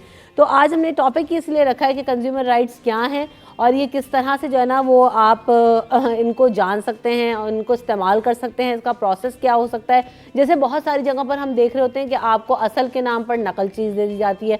बहुत सारी चीज़ों पे अभी अदालती नोटिस भी जारी किए गए हैं। बहुत सारी ब्रांड्स को कि अब हम देखते हैं कि सेल्स लगाई जाती हैं और उन सेल्स के अंदर जो है ना वो फेक कर दिया जाता है। एक्चुअल प्राइस पर होगा, लेकिन आप उसको देखें कि जी 30% का सिर्फ टैग लगा देंगे। और लोगों ने प्राइसेस कंपेयर किए, और अब तो फेसबुक ग्रुप्स बन चुके हैं, सोशल मीडिया इतना एक्टिव होता है तो लोग उस पर शेयर कर रहे होते हैं कि ये थोड़े अर्से पहले मैंने सेम प्राइस में यही, क्योंकि लोग इतना फॉलो कर रहे होते हैं ब्रांड्स को, चीज़ों को, तो लोगों ने शेयर करना शुरू किया कि ये चीज़ इसकी एक्चुअल प्राइस पर ही मौजूद थी और सिर्फ इस पर हमें टैग लगा के जो है ना वो सेल के नाम पर बेचा जा रहा है। तो ये क्या है, जो धोखा दिया जा रहा है, इस पर आप अपने जो राइट्स हैं, इख्तियारात हैं, इनको कैसे इस्तेमाल कर सकते हैं। अगर आपको कोई जाली चीज़ दे दे तो आप उसके साथ क्या कर सकते हैं, इन तमाम चीज़ों पर हम बात करेंगे। हमारे साथ कौकब इकबाल साहब मौजूद हैं, आप चेयरमैन हैं कंज्यूमर राइट्स एसोसिएशन के। अस्सलाम वालेकुम, welcome to the show sir, कैसे हैं आप? बहुत शुक्रिया। कौकब साहब, यकीनन जो कुछ चीज़ें मैंने जो है वो आपके सामने रखी, आप और हमारी मालूमात में इजाफा करेंगे कि बेसिकली कंज्यूमर राइट्स कहाँ हैं, किन किन चीज़ों पर आवाम इसको इस्तेमाल कर सकते हैं, कहाँ कहाँ एप्लीकेबल होते हैं। देखिए, सबसे पहली बात तो मैं इसका बैकग्राउंड बताता चलूँ कि कंज्यूमर राइट्स कब शुरू हुए और किस तरह इसका इस्तेमाल होता है और कंज्यूमर एसोसिएशंस का क्या काम है और कैसे वो काम करती हैं। सही।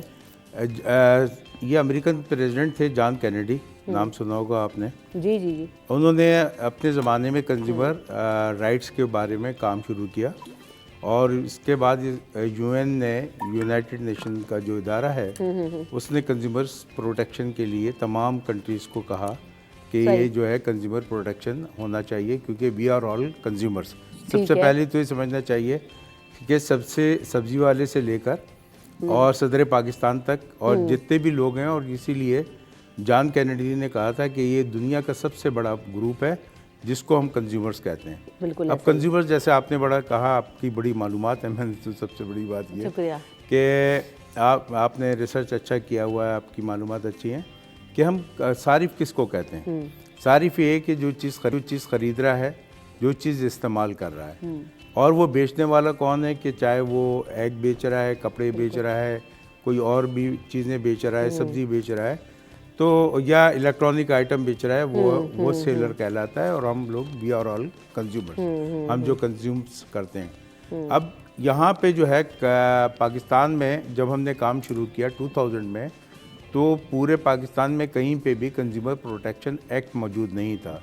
अल्हम्दुलिल्लाह कंज्यूमर एसोसिएशन ऑफ पाकिस्तान की अनथक मेहनत से आज मुल्क के 4 सूबों में, बल्कि 5वें सूबे भी है, कि उसमें भी जो है वो कंज्यूमर प्रोटेक्शन एक्ट असेंबली से पास होकर नाफिज हो चुके हैं। सही। उसके साथ साथ जो हमारी अचीवमेंट हुई वो ये थी कि कंज्यूमर कोर्ट्स के कंज्यूमर प्रोटेक्शन के साथ जो है उसकी अवेयरनेस भी देना और उसके साथ जो है मुताल्लिका महकमे भी कायम करवाना। ठीक। तो स्टेट बैंक ऑफ पाकिस्तान, हम ज़ाहिर बैंकिंग सारिफ भी हैं, तो उसके साथ साथ हमने कंज्यूमर प्रोटेक्शन जो डिपार्टमेंट है वो स्टेट बैंक ऑफ पाकिस्तान में कायम कराया। आपने देखा होगा कि एटीएम में कभी पैसे नहीं होते थे, कभी प्रॉब्लम्स होते थे, और उसके बाद अब ये लॉ बना दिए गए कि उसको जो है एटीएम में पैसा होना ज़रूरी होता है। सही सही। इसके साथ साथ और भी आपको, अगर आप बैंकिंग सारिफ हैं, कोई प्रॉब्लम्स हैं, तो आप कंज्यूमर प्रोटेक्शन डिपार्टमेंट को जो है वहाँ पे बता सकती हैं, ईमेल कर सकती हैं, उसके डायरेक्टर कंज्यूमर प्रोटेक्शन डिपार्टमेंट से रब्ता कायम कर सकती हैं। इसके साथ साथ क्योंकि आप ट्रैवलिंग करती हैं मुल्क में, अंदरूनी मुल्क, बैरूनी मुल्क, तो सिविल एविएशन में क्योंकि डिनाइड बोर्डिंग होती थी, फ़्लाइट डिले होती थी, तो उसमें भी हमने काम किया और consumer protection department civil aviation authority में भी कायम कराया।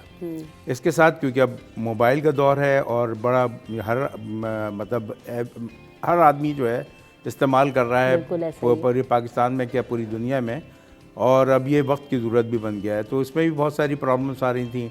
उसमें ये था कि बहुत सारे मुख्तलिफ पैकेजेस दे देते हैं, SMS पैकेजेस हैं, नाइट पैकेजेस हैं, वो तो मैंने बंद कराए। बहुत अच्छा किया। वो भी एक बड़ा कारनामा था। तो व्हाट्सएप कॉल आ गई है तो वो नाइट पैकेज को ही सब्स्टिट्यूट हो गया। हाँ, तो अब उसमें ये था क्योंकि हमारी नौजवान नस्ल उसमें हो रही थी, इन्वॉल्व थी, और रात में जो है वो अपने, सर्दी का मौसम था तो रज़ाइयों में अंदर बैठ के जो है बातें कर रहे थे आपस में। तो बहरहाल उसको जो है हमने, क्योंकि हम ये देख रहे थे कि हमारी नौजवान नस्ल किधर जा रही है, तो उसके लिए भी PTA में, पाकिस्तान टेलीकम्युनिकेशन अथॉरिटी, उसके चेयरमैन से बात करके, मैं खुद भी ministry of IT and telecom में one of the board of director था यूनिवर्सल सर्विसेज फंड में, तो चेयरमैन PTA हमारे साथ बोर्ड में थे मेंबर, तो उनसे मैंने बात की और इस तरह हमने वो कंज्यूमर प्रोटेक्शन डिपार्टमेंट वहाँ पे भी बनवाया।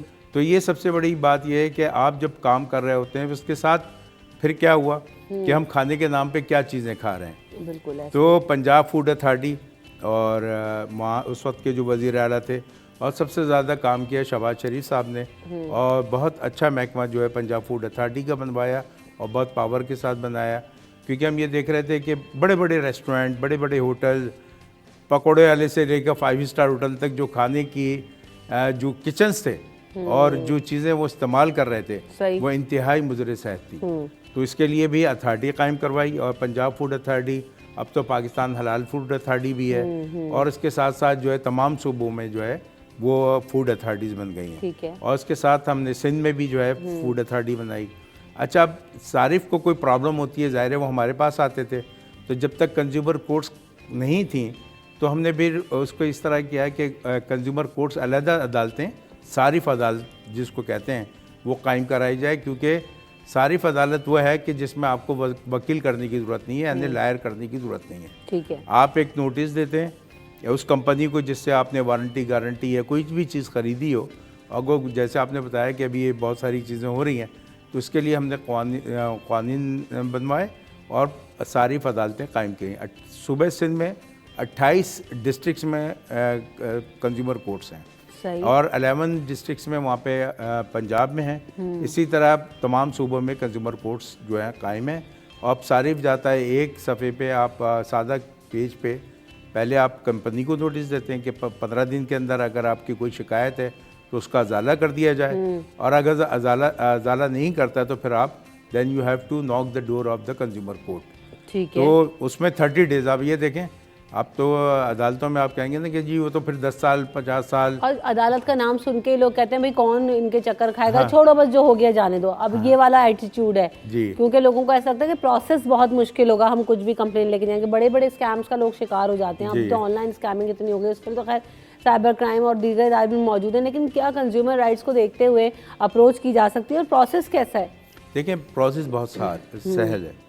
यही मैं बता रहा था, किसी वकील को, यानी आप लोग के साथ में देखिए मेरी तो चीज़ है 500 रुपये की, मैं वकील करूँगा 5000 का, ऐसा ही है। तो ये चीज़ अब हमने उसको हटा दी वहाँ से, और वो एक सादा कागज़ पे पहले एप्लीकेशन लिखता है और उसको बताता है कि अपनी ये मेरी कंप्लेन है, आप कंपनी को, जो मुतालिका कंपनी हो उसको कंप्लेन करेगा, और उसको कंप्लेन करने के बाद अगर वो, यानी कंपनी सुनती नहीं, उसको पता ही नहीं है कि सारिफ अदालत क्या होती है, बहुत सारी कंपनीज को अभी भी मालूम नहीं। ऐसा ही है बिल्कुल। तो क्या होता है कि फिर वो 15 डेज के बाद अगर आपको रिप्लाई नहीं है तो then you have to go to the related consumer court. ठीक है। सारिफ अदालत में जाते हैं, वहाँ पर रजिस्ट्रार के पास आप एप्लीकेशन जाते हैं, जमा कराते हैं, और रजिस्ट्रार जो है वो फिर उसको नोटिस जारी करता है। अगर उस नोटिस पे नहीं आता तो जज के पास बहुत पावर है। अब मैं आपको बताऊं कि अगर आप नेट पे जाके सिर्फ ये देखें कि decision of the consumer courts, तो आपको मालूम हो जाएगा कि सैकड़ों केसेस ऐसे हैं कि जिसमें 45 रुपए की चीज़ है, अब वो 5 लाख रुपए की कंपनसेशन ले रहा है। और अब तो बड़ी बड़ी जो ब्रांड्स हैं ना, वो अगर आप उनको कहते हैं कि देन अगर आपने डिसाइड हमारा नहीं किया तो then we have to go to the consumer court, तो वो हिल के रह जाते हैं। आपके पास वो भागा दौड़ी लग जाएगी, आपके घर पे वो तोहफे भेजने शुरू कर देंगे। आपके घर पे जो है वो कहते हैं जी हम compulsory out of the court जाके वो डिसीजन लेना चाहते हैं कि वो आपके साथ हम कोई माहिदा कर लें, कोई ऐसी चीज़ हो जाए, क्योंकि कोर्ट में जाने से उनकी ब्रांड की भी बदनामी होती है। बिल्कुल ऐसा ही। और अभी भी जिन कंपनियों को मैं आपके चैनल के तवज्जो से बताता चलूँ कि अगर आप सारिफ की किसी कंप्लेंट पे तवज्जो नहीं दे रहे तो आप अपनी ही कंपनी के साथ बहुत बुरा कर रहे हैं, क्योंकि यह आपके कंपनी का नाम जो है बदनाम भी होगा, और कंपनसेशन में जो है सारिफ का चाहे अगर वो 50,000 की चीज़ है 50 लाख का भी वो आपके ऊपर कंपनसेशन ले सकता है। क्योंकि वो अगर कोई ऐसी ग्रीवेंसेस चीज़ है जिसकी सपोज ये कि एक्सपायरी चीज़ अगर आपकी किसी प्रोडक्ट की मिल गई और वो उसने बल्कि एक केस ऐसा हुआ पंजाब में भी कि उन्होंने जो है उसने कहा कि जी टिक्की पैकेट पे जो है ये डेट ऑफ एक्सपायरी नहीं थी, ये मेरा बेटा इकलौता था, खाता मर जाता, और इसके लिए जो है मुझे जो है मेरी पुलिस ने हिस्ट्री लिखी उसके साथ कि ये तो मेरा सारा डिपेंड ही मेरे इसके ऊपर होता था, बेटे के ऊपर, और खुदा ना खास्ता ये खा लेता तो ये मेरे साथ, तो मुझे इसके जो है 50 लाख रुपए दिलाया जाए। 50 लाख से भी ज़्यादा शायद उसने वो किया क्लेम, और उसको अदालत ने फिर जो है उस कंपनी को कहा, और उसको कम अज़ कम भी जो है एक टिक्की पैकेट होता है 20 रुपये का, 5 लाख रुपए जो है भुगतना पड़े। तो ये मैं आपको बताता चलूँ कि अब जो है सारिफ, और सारिफ ही वो पावर है, जैसे बकौल जॉन कैनेडी के, कि क्योंकि मैं उसको इसलिए जिक्र करता हूँ कि जॉन कैनेडी अमेरिकन से शुरू हुआ। वहाँ तो अभी मैं आपको बताऊँ, हमारे यहाँ तो आपने जैसे ब्रांड्स की बात की, ब्रांड बेचते हैं, 90% की सेल लगी हुई है, अप टू 90% बेवकूफ़ बनाते हैं। और ये हमारा जो बड़ा इनोसेंट यानी मासूम सारिफ है, वो बेचारा उनके धोखे में आ जाता है। और अगर वो ये कहते हैं कि जी गेट 1 बाय 1 फ्री, तो फिर और भी वो एक चीज़ है। तो यहाँ पे सारिफ को भी सोचना चाहिए कि कौन हमारे साथ धोखा देता है। अगर आप एक प्लेटफॉर्म पे कंज्यूमर एसोसिएशन के सारिफ मुत्तहिद हो जाएं तो यकीनन हम ये समझते हैं कि फिर वो एक ऐसी क़ुव्वत बन जाते हैं कि जिसके सामने बड़ी बड़ी ब्रांड्स, बड़ी बड़ी मल्टीनेशनल कंपनियाँ अपने जो है घुटने टेकने पे मजबूर हो जाती हैं। अच्छा कौकब साहब, क्या कोई गाइडलाइन मौजूद है कि जैसे आपने बहुत सारी चीज़ें सामने रखी हैं, अब ये तो हम कुछ केसेस या सिनेरियोज की बात करें, लोग कैसे जान सकते हैं कि वो किस किस चीज़ पर कंप्लेन कर सकते हैं, ये क्या उनका हक है, उनको मिलना चाहिए? क्योंकि हमारे यहाँ मसला है कि एजुकेशन की कमी है, और जो एजुकेटेड भी हैं वो उस तरफ ध्यान उस तरह से नहीं देते। जैसे किसी शख्स का आपने बताया कि बहुत पर्टिकुलरली उन्होंने जाके चीज़ पे किया, तो ये हर किसी को पता ही नहीं है कि हमने एक पैकेट पर क्या देखना है क्या नहीं देखना, हो भी जाता है तो इग्नोरेंस है, तो वो कैसे जान सकते हैं? देखें, एक तो हमारी वेबसाइट है www.cap.org.pk, ठीक है। और फिर वो आप कंज्यूमर कोर्ट्स की भी वेबसाइट पे वो उस पर जा सकते हैं आप। अब तो बड़ा इजी है, मेरा ख्याल हर बच्चा जो है उसके पास मोबाइल है, ऐप्स हैं, और उस पर जाके वो जो है वो अपना देख रहे होते हैं। तो मैं समझता हूँ कि पहले तो अगर, और फिर दूसरी बात ये कि अगर हमारे नंबर्स पे 32639730 पे वो करें, हमारी ईमेल पे भी हमसे पूछ सकते हैं CONSUMERSPK@gmail.com। ठीक है। तो मेरे जो चीफ कोऑर्डिनेटर हैं वो उसको रिप्लाई करेंगे और उनका काम है।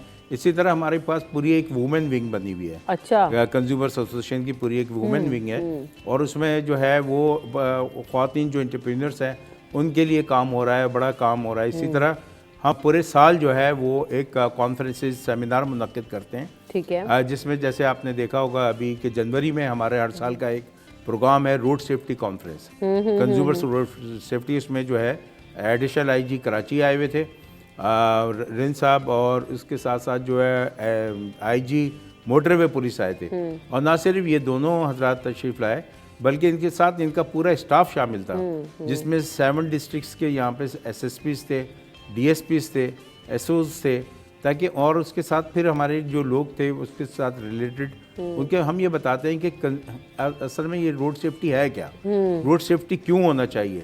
क्योंकि किसी के घर के अगर कोई एक बच्चा है, जब बच्चा पैदा होता है तो वो आप कितनी खुशी मनाते हैं, खुसूसी तौर पर लड़का। अब तो माशाल्लाह मुझे फ़ख्र है कि हमारी बच्चियां भी जो हैं वो बाइक चला रही हैं, और बड़ी हैवी बाइक चला रही हैं। बल्कि एक पुलिस की जो है वो इंस्पेक्टर उन्होंने उधर दिखाई, मुलाकात कराई वहाँ पे उसमें इवेंट में, कि वो बड़ी हैवी बाइक यानी 4 FSL पर चलाती हैं, और बल्कि लड़कियों को भी ट्रेन कर रही हैं। तो ये एक बड़ी अच्छी बात है कि पहले हम समझते थे, और मैं 20 साल पहले की बात करूं कि इंडिया में ये तो कब से लड़कियां बाइक चला रही हैं। श्रीलंका चले जाएं तो आप वहाँ पे लड़कियां बाइक चला रही हैं, Malaysia, China and so on, Japan, all over the world. आप मतलब अमेरिका वगैरह में तो बाइक का सिस्टम ही नहीं है, वो तो बहुत ही हैवी बाइक हैं, वो भी चंद बाइक नज़र आती हैं। मगर ये थाईलैंड, आपके यहाँ पे चले जाएँ, इंडोनेशिया चले जाएँ, मलेशिया चले जाएँ। मलेशिया में तो खैर बहुत ही वाफिर मकदार में माशाल्लाह वो सारी लड़कियाँ हैं, और स्कार्फ पहन के भी जो मुसलमान लड़कियाँ हैं वो चला रही होती हैं, अच्छे तरीके से। और हेलमेट पहनना, हेलमेट के लिए फिर हमने एक यहाँ पे आपने देखा कि कुछ अर्से पहले जब रोड सेफ्टी पे हम गुज़िश्ता कई सालों से ये प्रोग्राम कर रहे हैं, ठीक है, तो हमने ये कहा कि 4 FSL पे ये इनकी लाइन अलग बना दी जाए। लाइन की अगर पासदारी कर ली जाए, अगर ट्रेलर वाला जा रहा है वो अपनी लाइन में चले तो हादसात नहीं होंगे। लाइन तो बना देते हैं, और अगर आप एक लास्ट लेन को भी कह दें डेजिग्नेटेड, तो यहाँ पे चलाने को तैयार कौन है। असल मसला तो ये है कि हमारे, अच्छा ये जो हम प्राइवेट इदारों को तो बात कर रहे हैं कि जी आपके साथ हो गया या ऑनलाइन हो गया, ये जो हुकूमती इदारे हैं यहाँ से जो रिलेटेड शिकायत हैं कि जी सड़क नहीं बनी, ये चीज़ें नहीं बनी, ये भी कंज्यूमर राइट्स के थ्रू जा सकते हैं। देखें, ईच एंड एवरीथिंग जो है पूरी दुनिया में वो सब कंज्यूमर राइट्स पे। अगर किसी इलाके की सड़क नहीं बनती तो वहाँ के जो कंज्यूमर्स हैं वो भी उस इदारे को, मुताल्लिक़ा इदारे को लिख सकते हैं, और वो बाकायदा उसका भी केस जो है वो कोर्ट में ले आ सकते हैं। ये हमारे यहाँ अवेयरनेस की बात है, क्योंकि अभी हमारे यहाँ, और ये सबसे बड़ी बात, ये आपकी बात मैं वो करते हुए एक और बताता चलूँ कि अमेरिका चले जाएँ, पूरी यूरोपियन कंट्रीज चले जाएँ, वहाँ पे जितना सेल काउंटर है ना, उससे तिगना जो है वो रिटर्न काउंटर है। हमारे यहाँ के जितने भी बड़े बड़े ब्रांड्स हैं, इनको भी आपके चैनल की तवज्जो से बताता चलूँ कि ये अब कंज्यूमर राइट्स पूरे क़वानीन बन चुके हैं। और ये ऐसा नहीं होता कि क्योंकि आप जो है कोई चीज़ आप लेके आएँ, घर पे आई, वालदा ने कहा नहीं ये कलर जो है ये ज़रा थोड़ा सा सही नहीं लगा, बेटा चेंज कर लो। अब आप बड़े ब्रांड्स पे पास जाती हैं, किसी मॉल में जाती हैं, तो वो कहता है कि नहीं जी ये तो हमारी रिटर्न पॉलिसी है, नहीं है, और ना हम चेंज करेंगे ना वापस करेंगे, बस आप ले गई तो ले गई। ऐसा नहीं है। अगर वो ये करता है तो then you have to go to the consumer court. आप उसको जो है वो उनको ले जाके खड़ा कर दें कंज्यूमर कोर्ट में, और उसके क़वानीन के मुताबिक आप अगर कानून पढ़ना चाहती हैं तो इनका कंज्यूमर प्रोटेक्शन एक्ट मौजूद है हर जगह, और ऑनलाइन भी मौजूद है। अगर सिर्फ आप डालेंगे तो कंज्यूमर प्रोटेक्शन एक्ट वहाँ पे आ जाएगा। इसी तरह पंजाब का हर सूबे का अपना अपना कानून है, ठीक है, मगर सबके कानून एक दूसरे से मिलते हुए, और इसमें जो है सबसे बड़ी बात ये कि जब हमने कानून साजी कराते हुए इन बातों का ख्याल रखा कि सारिफ के हुकूक की हक तलफी ना हो। बिल्कुल ऐसा ही, और सारिफ के पास बहुत सारे हुकूक हैं, और अगर आपको भी कोई प्रॉब्लम हो या आपने भी कोई ऐसी सिचुएशन फेस की हो तो एक दफ़ा खोल के देखें, डिटेल ज़रूर जाने। और आपको तो बल्कि अभी हेल्पलाइंस भी मिल गई हैं, आप डायरेक्ट ईमेल भी कर सकते हैं, वो भी आ गया, आप डायरेक्टली कांटेक्ट कर सकते हैं कि किस तरह जो है वो आप अपने सॉल्यूशंस की तरफ जा सकते हैं। Thank you so much Kaukab Iqbal साहब, आपने वक्त दिया और बहुत ही जो है वो इन्फॉर्मेटिव बातें हमारे लिए यहाँ पर आपने शेयर की, क्योंकि लोगों को पता नहीं होता, हम खुद भी बहुत सारी चीज़ें जानते हैं, नहीं जानते, तो उस हवाले से आपने हमें अवेयर किया। Thank you so much for coming in the show. यहाँ पर ब्रेक की तरफ बढ़ेंगे, ब्रेक के बाद हाजिर होंगे।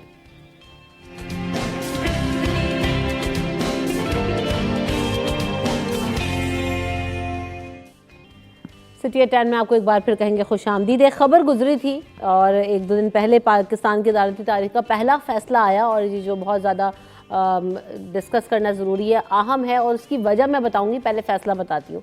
बीवी से गैर फितरी जिनसी ताल्लुक़ पर शौहर को 3 साल कैद बा मुशक्क़त की सज़ा सुना दी गई। शौहर को 30,000 रुपये जुर्माना भी आयद कर दिया गया। जुर्माने की अदम अदायगी पर मज़ीद 1 माह कैद काटना होगी और इसमें एक्सटेंशन हो जाएगी। मुतासरा खातून की जो है, उन्होंने शादी जो हुई थी मुल्ज़िम से, वो 2022 में शादी हुई थी, और इस हरकत के बारे में मुतासरा खातून ने पहले अपनी सास को आगाह किया। जब सास ने भी नहीं सुनी और उन्होंने उस बात पर कोई रद्द-अमल नहीं दिया, तो फिर जो खातून है यानी जो बीवी है, उसने अपनी बहन को बताया, और उसके बाद उन्होंने ये जो मुल्ज़िम जावेद है उसके ख़िलाफ़ नवंबर 2022 में चाकीवाड़ा थाने में ये मुकदमा दर्ज किया गया था, और मुकदमा ज़्यादती की दफ़ात के तहत दर्ज हुआ था। मेडिकल रिपोर्ट से बात साबित हुई और ख़ातून के इल्ज़ाम की तरफदारी कर रही थी कि जो बात कह रही हैं बिल्कुल दुरुस्त है। तो उस पर ये कहा गया कि ये जो फैसला हमारे सामने आया, और जो है अब हम देख भी रहे हैं कि उसको 3 साल कैद की सज़ा सुनाई गई है। खबर यहाँ पर ये रखने का मकसद इसलिए था कि हमारे यहाँ अभी कुछ देर पहले मैं कंज्यूमर राइट्स की बात कर रही थी कि हमें बहुत सारी चीज़ों का अंदाज़ा नहीं होता कि हमारे पास राइट्स हैं क्या और उनको इस्तेमाल कैसे किया जा सकता है। ऐसे ही ख़वातीन के पास भी बहुत सारे राइट्स होते हैं और जिनको इस्तेमाल कर सकती हैं, जिनको जान सकती हैं, जिनके बारे में हमें पता नहीं होता, लेकिन वो राइट्स ख़वातीन के पास मौजूद हैं। तो इनको कैसे इस्तेमाल किया जा सकता है, इस खबर को भी रिलेट करेंगे हम, और हमारे जो मज़ीद केसेस हैं, मज़ीद जो चीज़ें हैं, उनको भी शामिल करेंगे। अगर आप भी कुछ जानना चाहते हैं वुमेन राइट्स के हवाले से तो आप हमें कॉल कर सकते हैं, नंबर स्क्रीन पर आ रहा है। अपने मेहमानों का तारुफ करवाती हूँ। महनाज रहमान साहिबा हमारे साथ मौजूद हैं, जो कि रेजिडेंट डायरेक्टर हैं औरत फाउंडेशन की। Welcome to the show Mehnaz साहिबा, कैसी हैं आप? अस्सलाम वालेकुम। वालेकुम सलाम, थैंक यू। और साथ साथ ज़िया अहमद अवान साहब भी हमारे साथ मौजूद हैं, आप एडवोकेट हैं सुप्रीम कोर्ट ऑफ पाकिस्तान के। थोड़ी देर के बाद वो भी हमें ज्वाइन करेंगे। तो सबसे पहले महनाज रहमान साहिबा, ये भी जो मैंने खबर आपके सामने शेयर की, यकीनन आपने भी देखी, ये जो बहुत छोटी छोटी चीज़ें हैं जो कि हमारे यहाँ डेली बेसिस पर हम कहें कि ये हमारे माशरे का हिस्सा ही बन चुकी हैं, लेकिन ख़वातीन इसके ख़िलाफ़ आवाज़ नहीं उठाती क्योंकि जानती नहीं है कि इसका आउटकम क्या हो सकता है। डर जाती हैं, खौफ में मुब्तला हो जाती हैं, ज़िंदगी भर उस असॉल्ट का शिकार होती रहती हैं। तो कैसे इन चीज़ों को जो है वो हम जान सकते हैं और अपने राइट्स को इस्तेमाल कर सकते हैं, और राइट्स हैं क्या? ये कितनी बेसिक सी बात है। और दीदी मैं तो हैरान थी, चाकीवाड़ा थाने में मुकदमा दर्ज हुआ है। हाँ, ये सबसे पहले तो इसमें लॉज की अवेयरनेस की बात बिल्कुल है, ऐसा ही है, क्योंकि सिंध इस लिहाज से सबसे आगे है कवानीन बनाने के हवाले से, जिसमें औरतों के हक़ में बहुत से कवानीन बन चुके हैं, और इस पे मतलब इसमें सिविल सोसाइटी की कोशिशों का भी दखल है, और जो हमारे लेजिस्लेटर्स हैं जो असेंबली में बैठे हैं, उनकी भी एक बहुत मुस्बत सोच है कि वो इस तरह के कवानीन बनाते हैं हमारी लॉबिंग के नतीजे में, हमारी एडवोकेसी के नतीजे में। लेकिन मसला जब आता है उन पर अमल दरामद का। अच्छा, अब अमल दरामद में जो एक तरफ गवर्नमेंट की साइड पे जो भी कोताहियाँ हैं, जिस पे हम आगे चल के बात भी करेंगे, लेकिन उसमें हमारे जो माशरा है, क्योंकि देखिए सब कुछ कानून नहीं होता, जो सोसाइटी है जो उसमें सदियों से चले आ रहे हैं रिवाज, रस्म रिवाज, उनको ख़त्म करना, वो जो एक सोच चली आ रही है उस सोच को बदलना। तो बात ये है कि जो पढ़े लिखे और तरक्की याफ्ता माशरे होते हैं उसमें वक्त के साथ साथ तब्दीलियाँ आती रहती हैं, लेकिन मर्दों और औरतों के अगर हम रिश्ते या ताल्लुक़ के हवाले से बात करें तो सिर्फ पाकिस्तान में नहीं, दुनिया भर में ये है कि बाकी सब चीज़ें तब्दील हो गई हैं, लेकिन औरत और मर्द का किरदार जो है, घर की ज़िम्मेदारियाँ, बाहर की ज़िम्मेदारियाँ, वो अभी तक तब्दील नहीं हुआ। यानी अगर औरत घर से बाहर निकल के इक़्तिसादी ज़िम्मेदारियों में हिस्सा लेती है, घर चलाने में हिस्सा लेती है, कमाती है, एम्पावर्ड है, तो मर्द जो है वो घर में उसके साथ कोई ताउन नहीं करता। घर में घुसते ही वो ये समझता है कि अब ये सदियों पुरानी रवायती औरत बन जाए और ये सारे काम करे, और वो भूल जाता है कि अब ये बाहर वाले भी वो काम कर रही है जो कि मैं करता हूँ, ये भी उसी तरह कमा रही है जो मैं कमाता हूँ, और वो घर पे खर्च कर रही है, घर का स्टैंडर्ड म्यारी ज़िंदगी बढ़ रहा है। तो इन चीज़ों को क्योंकि मर्द तस्लीम नहीं करते तो वो सारे प्रॉब्लम्स पैदा होते हैं। अब ये जो एक खास आपने पर्टिकुलर केस का हवाला दिया, तो उसके पीछे भी यही सोच कार फरमा है कि मैं हाकिम हूँ और ये मेरी महकूम है, मैं इसके साथ जैसा चाहे सलूक करूं। तो यहाँ मैं ये बताना चाहूँगी कि शादी जो है वो एक सोशल कॉन्ट्रैक्ट है, एक समाजी मुआहिदा है जो दो इंसानों के दरमियान होते हैं। अब उनमें एक इंसान मर्द है, एक इंसान औरत है, लेकिन दोनों इंसान हैं और दोनों को बराबर की रिस्पेक्ट, बराबर का दर्जा मिलना चाहिए। बदकिस्मती से हमारे माशरे में ये नहीं होता, और जैसे मैंने कहा कि उसको एक सेक्स ऑब्जेक्ट समझा जाता है। सिर्फ अल्तवाजी ज़िंदगी में नहीं बल्कि बाहर भी इश्तिहारों वगैरह में जो पोर्ट्रे किया जाता है उसे एक मतलब सेक्स ऑब्जेक्ट समझ के तो हम एहतजाज करते हैं उसके खिलाफ। शुरू से हम एहतजाज करें कि औरत की इज़्ज़त करो। औरत की भी इज़्ज़त उतनी ही अहम है जितनी कि मर्द की इज़्ज़त है या मर्द का मकाम है। अगर मर्द को वो अपने आप को ख़ानदान का सरबराह समझता है तो औरत भी ख़ानदान को उसी तरह चलाती है जिस तरह मर्द चलाते हैं, बल्कि उस पर तो दोहरी तहरी जिम्मेदारियां हैं। देखिए उस पर मतलब रिप्रोडक्टिव जो जिम्मेदारियां कुदरत ने जो आयद की हैं कि बच्चा औरत पैदा करती है, वो चलो वो तो बायोलॉजिकल है, लेकिन उसके बाद सोशली समाजी तौर पे आप देखें तो बच्चे को पालना, बच्चे की तरबियत करना वो दोनों की जिम्मेदारी, और उसके साथ सोसाइटी की भी जिम्मेदारी है, उसके साथ साथ रियासत की भी जिम्मेदारी है। तो हम में से कौन अपनी जिम्मेदारी पूरी नहीं कर रहा जो इस तरह के वाक़यात रोनमा, और ये हमें सोचना चाहिए। क्योंकि देखिए एक वाक़या नज़र आ गया, उस पर हमने बात कर ली, कोई फ़ायदा नहीं, हमें उसकी जड़ में जानना चाहिए ये हुआ क्यों, बिल्कुल ऐसे ये होता कैसे है। तो अब उसके पीछे वो पिदरसरी सोच है कि मैं मर्द हूँ तो मैं कुछ भी कर सकता हूँ। लेकिन जैसे कि मैंने कहा कि ये दो इंसानों के दरमियान मुआहिदा है। शादी जो है वो एक बहुत मुक़द्दस बंधन है और इसमें दोनों की मुसावी अहमियत है। अगर बीवी को शौहर की इज़्ज़त करनी चाहिए तो शौहर को भी बीवी की इज़्ज़त करनी चाहिए। तो जब दो इंसानों के दरमियान मुआहिदा होता है और उनके जो ताल्लुकात हैं तो उसमें एक ताल्लुक ये भी है जिसका कि आप हवाला दे रहे हैं, तो उसमें भी उसे इंसान समझ के औरत के साथ सलूक करना चाहिए, उसकी इज़्ज़त करनी चाहिए, उसकी मर्ज़ी से होना चाहिए सब कुछ। अच्छा, एक चीज़ आपने शादी के ताल्लुक की बात की, शादी की आपने बात की, तो हमारे यहाँ जब ये शादी हो रही होती है, निकाह हो रहा होता है, तो भी हमें बहुत सारी चीज़ें ख़वातीन को या हमारे मर्दों को भी इनफैक्ट नहीं बताई जा रही होती हैं कि भाई कि आपने इसको लेके कैसे चलना है। या राइट्स की जब हम बात करते हैं कि मर्द तो अपने हुकूक बहुत बेहतर थे, वो वही वाली बात के सरबराह है और ये मर्द है, मर्द तो मर्द है, ऐसा ही। लेकिन जो है ख़वातीन को अब उस निकाह नामे के अंदर ही अगर हम उठाकर देख लें तो कितने राइट्स ख़वातीन को दिए जाते हैं, लेकिन क्या हमारी ये ख़वातीन को पता है या उन्हें बताया जाता है? ये तो फैमिली मेंबर्स, घर वालों की या हमारी वही वाली बात है कि किसी एक की जिम्मेदारी है, रियासत, सोशल इंस्टीट्यूशंस, एजुकेशनल इंस्टीट्यूशंस की भी जिम्मेदारी है। जी बिल्कुल, ये अयूब खान के दौर में निकाहनामा एक बाकायदा बना था और उसके बाद सिविल सोसाइटी ने बहुत कोशिश की है उसको इम्प्रूव करने की भी, उस पर अमल दरामद करने की भी। अब देखिए निकाहनामा में एक शर्त यह है तलाक़ तफवीज़, यानी शादी के बाद मर्द जो है एक तलाक़ का हक़ बीवी को तफवीज़ कर सकता है, डेलीगेट कर सकता है। लेकिन हमारे यहाँ क्या होता है उस पर लाइन फेर दी जाती है, निकाहनामे में उस पर लाइन फेर दी जाती है। आप यकीन करें कुछ साल पहले हमारे ससुराल में एक बच्ची की शादी हो रही थी, तो मैंने निकाह खान साहब से कहा कि आप इसमें वो भी शिक रखवाएँ। तो अब वो हैरान रह गई, कह रही मैं 20-22 साल से निकाह पढ़ा रहा हूँ, आज तक मुझसे किसी ने ये मुतालबा नहीं किया, क्योंकि वो तो शिक काट देते हैं, वो पढ़ के नहीं सुनाते। अच्छा, इसमें हम लोगों की भी कोताही है। बोले शादी से पहले निकाहनामा लड़की को भी पढ़ना चाहिए, लड़के को भी पढ़ना चाहिए, उनके फैमिलीज़ को भी पढ़ना चाहिए कि इसमें क्या क्या लिखा है और क्या क्या हमें करना है। ये अब तो चले, इसमें बहुत काम NGOs ने किया है, ख़ासतौर पर जो वकला तंजीमें हैं उनकी, ख़वातीन वकला की जो तंजीम है उन्होंने बहुत अवेयरनेस फैलाई है। National commission on status of women भी जिस ज़माने में माजिदा रिजवी साहिबा चेयरपर्सन थी, उन्होंने इस पर बहुत काम किया है। तो अपने तौर पे तो हम लोग कोशिश करें, लेकिन फिर भी ज़ाहिर है हमारे महदूद पैमाने पे होते हैं काम, हमारी आउटरीच महदूद ही होती है। लेकिन इसमें यह है कि काम हो रहा है कि लोगों को पता चले।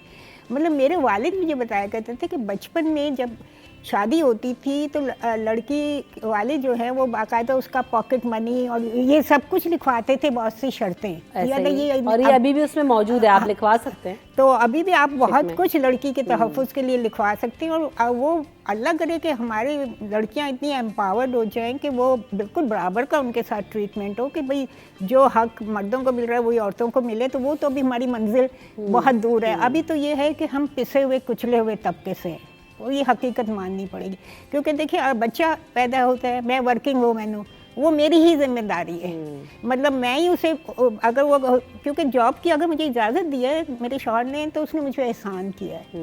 और इस माशरे ने भी शायद मुझ पर एहसान किया है कि भाई चलो तुम निकल के काम कर रही हो, तो तुम अब ये बच्चे संभालना भी तुम्हारी जिम्मेदारी है। अगर बच्चा बीमार होगा तुम्हें दफ्तर से छुट्टी करनी होगी, तुम्हारा काम इतना अहम नहीं है, मर्द का काम ज़्यादा है। तो ये सोच जब तक नहीं बदलेगी कि भाई काम, जब आप बाहर निकल के काम करें, हमारा काम दोनों का बराबर है। अब आप मुझे बताएं, आपके काम में एक मर्द एंकर के काम में क्या फ़र्क है?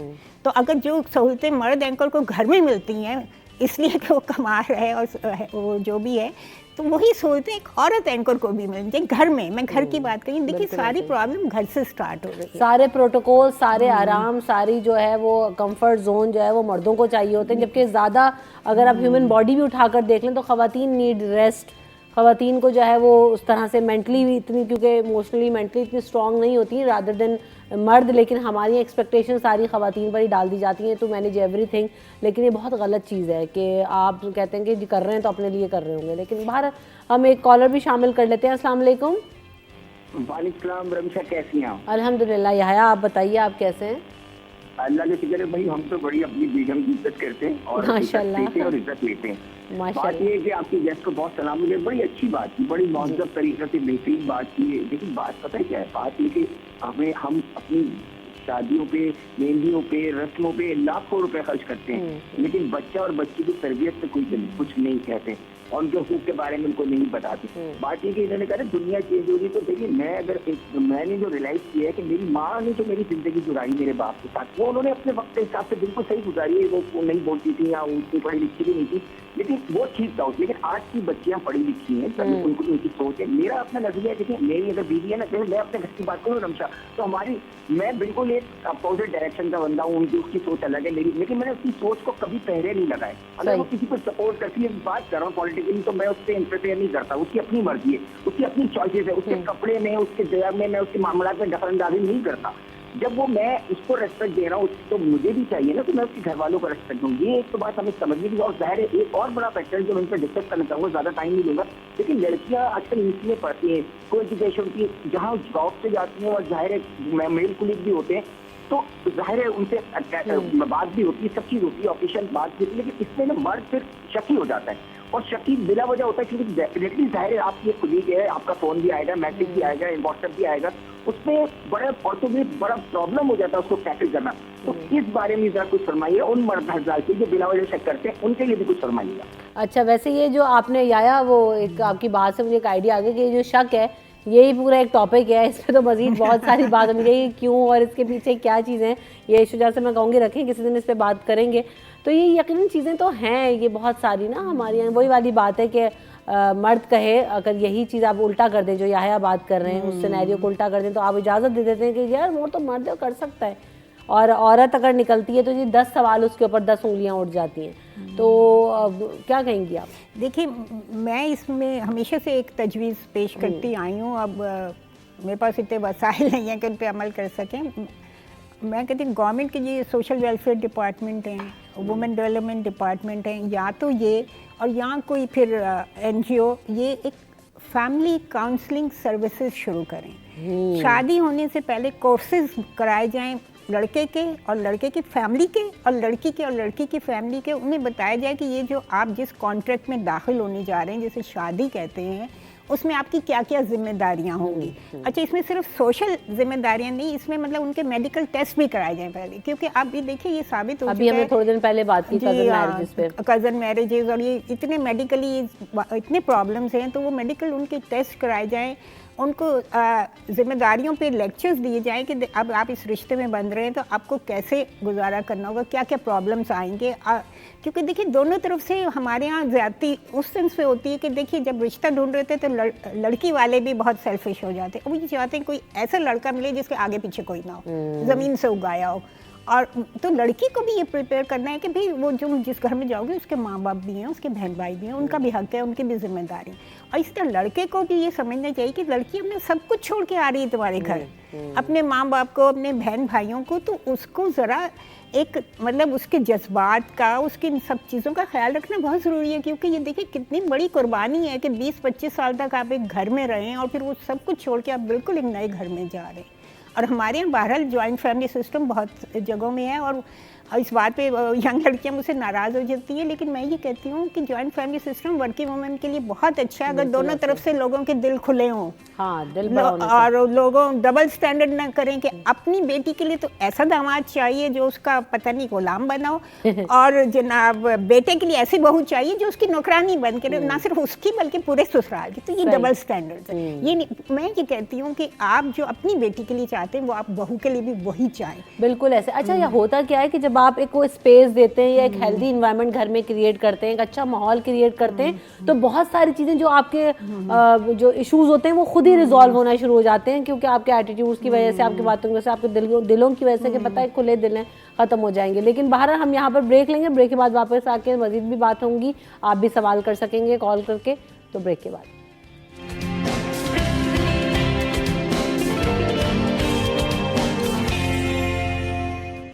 सिटी 10 में आपको एक बार फिर कहेंगे खुशामदीद। बात हो रही है ख़वातीन के हुकूक़ के हवाले से। ज़िया अवान साहब भी हमारे साथ मौजूद हैं। आप एडवोकेट हैं सुप्रीम कोर्ट ऑफ पाकिस्तान के। Welcome to the show Zia Awan साहब। डिस्कस हम ये कर रहे हैं कि पाकिस्तानी अदालत ने जो फैसला दिया, तारीख में पहला फैसला सामने आया कि चाकीवाड़ा थाने में मुकदमा दर्ज किया गया और जो बीवी है उसने गैर फितरी जिनसी ताल्लुक़ पर शौहर पर इल्ज़ाम लगाया और वो इल्ज़ाम दुरुस्त साबित हुआ, कैद भी हो गई, जुर्माना भी हो गया। लेकिन हम यहाँ पर जो पॉइंट इस्टेब्लिश करना चाह रहे हैं वो ये कि ख़वातीन के पास बहुत सारे ऐसे राइट्स हैं जो कि आपको फोर्सफुल मैरिज से भी निकाल सकते हैं, आपको जो है वो फिज़िकल असॉल्ट से भी निकाल सकते हैं। अभी भी मुझे एक वाक़या एक और याद आ गया, कल से सोशल मीडिया पर भी एक ख़बर बहुत ज़्यादा सरगर्म है। हमारे एक साथी एंकर हैं, उनकी खातून ने भी जो है वो अपने ऊपर जो है वो फिज़िकल अब्यूज़ की चीज़ें शेयर की, उन्होंने शामिल किया। लेकिन बात ही कि बहुत पढ़ा लिखा तबका होने के बावजूद भी हमें अपने राइट्स नहीं पता होते ख़वातीन को। तो मैं चाहूँगी कि आप उस पर ज़रूर रोशनी डालें कि बाय द लॉज हमारे पास ख़वातीन के पास क्या क्या हुकूक़ हैं, शादीशुदा होने के साथ भी, गैर शादीशुदा होकर भी। प्लीज़ ज़िया साहब। देखिए, ये जो आपने बताया कि हिस्टोरिकल ये एक फैसला है आपका, ये करना है जो कि जहाँ तक फैमिली कोर्ट में इस तरह के बहुत सारे केसेस दाखिल होते हैं जिसमें ख़वातीन ये वाला इल्ज़ाम जब लगा के वो सुलह की गई और उनको सुलह की जाती है। और सुलह के लिए तो बहुत सिंपल प्रोसीजर है कि अगर आप किसी अपने शौहर की शक्ल भी नहीं देखना चाहते तो इतना कहने काफ़ी है अगर आपको उनसे अलग नहीं। और जहाँ तक बात हमारे लॉज का ताल्लुक, तो हमारे पास बहुत सारे लॉज हैं। मुश्किल ये है कि उन लॉज की इम्प्लीमेंटेशन जीरो है। हमारे यहाँ ना अदालतों को पता है उन लॉज के बारे में, ना वकीलों को पता है, ना प्रोसिक्यूटर्स को पता है, ना पब्लिक को। तो बात यह है कि जब ये चीजें सारी नहीं पता होंगी तो आप कैसे इम्प्लीमेंट करेंगे। सिर्फ सूबे में एक लॉ है डोमेस्टिक वायलेंस का, वो बहुत कॉम्प्रिहेंसिव लॉ है और उसमें आप जरूरी नहीं कि खुला लें, क्योंकि खुला का मतलब आपने एलर्जी रखा है। कई दफा आप लोगों को उसी मैरिज के उसमें रहते हुए भी सही करना चाहिए। और जाहिर है कि औरत के लिए बहुत बड़े मिसाइल है जिनके अगर वो खुला मान दे या अपने आप को रहता कर ले तो फिर उसके लिए बाकी दुनिया में जो उसके साथ डिस्क्रिमिनेशन और ट्रॉमा होता है उसको फेस करना उसके लिए बहुत बड़ा प्रॉब्लम होता है। क्योंकि हमारी औरत अभी इतनी स्ट्रॉन्ग नहीं हुई है कि वो इकोनॉमिकली इतनी स्टैब्लिश हो कि अगर वो निकले उस बॉन्डेज से तो फिर अपने आप को सेटल करे। तो वो डिपेंडेंट हो जाती है अपने माँ बाप, अपने बहन भाइयों पे जो उसको इस तरह से कबूल करने के लिए तैयार नहीं होते। तो ये एक बड़ी कॉम्प्लेक्स सिचुएशन है जिसमें आप लोगों को रास्ता भी दिखा सकते हैं कि आप अपने राइट्स कैसे क्लेम करेंगे, लेकिन हम उन राइट्स के बाद आपकी गवर्नमेंट की कोई मशीनरी ऐसी नहीं है।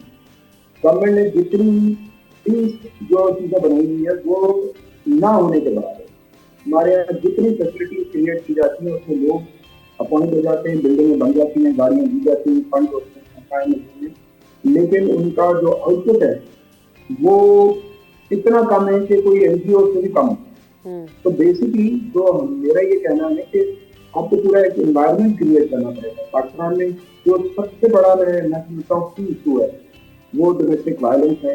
इसको किस तरह से इरेडिकेट करना, उसके लिए क्या तरीका क्या होगा, है, किस तरह करें, हकूक हैं क्या खवातीन के पास अगर इस तरह के किसी केसेस में गुजर रही हैं?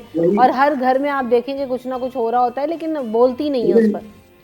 मैं आपको बताऊं, हकूक बहुत है, हकूक को हासिल भी कर, लेकिन उसके बाद जो चीजें शुरू होती है उसको आप कैसे फेस करेंगे। तो मैं डिस्करेज नहीं करना चाह रहा, मैं इसलिए ये कहना चाह रहा हूँ कि लोग उन बॉन्डिंग से निकलना भी चाहते हैं, कई लोग नहीं निकलते और वो चाहते हैं वो चीज करें तो डोमेस्टिक वायलेंस का लॉ है वो बहुत कॉम्प्रिहेंसिव है, उसको इस्तेमाल किया जाता है। लेकिन एक और जो मेन बात है पाकिस्तान में, जिस दिन किसी चीफ जस्टिस ने या प्राइम मिनिस्टर ने या चीफ मिनिस्टर ने ये तय कर लिया, पॉलिटिकल विल पॉलिटिकल पार्टी की अगर क्रिएट हो गई कि हर औरत को प्रॉपर्टी में जो उसके विरासत में जो हिस्सा होता है वो फौरी तौर पर मिले, तो वो फिर किसी की डिपेंडेंट नहीं रहती। हमारे यहाँ आपको बताऊं 50% केसेस फोटो में वो यही है कि भाई ने जो है ना प्रॉपर्टी खा ली है, बेटे ने खा ली है, बाप ने खा ली है, ये उसका हिस्सा उसको नहीं मिला, ठीक है ना। अगर उसको मिल जाए हिस्सा तो वो खुद अपने पाँव पे खड़ी हो सकती है, इकोनॉमिकली स्टैब्लिश हो सकती है और अपने आप को एक वाइबल।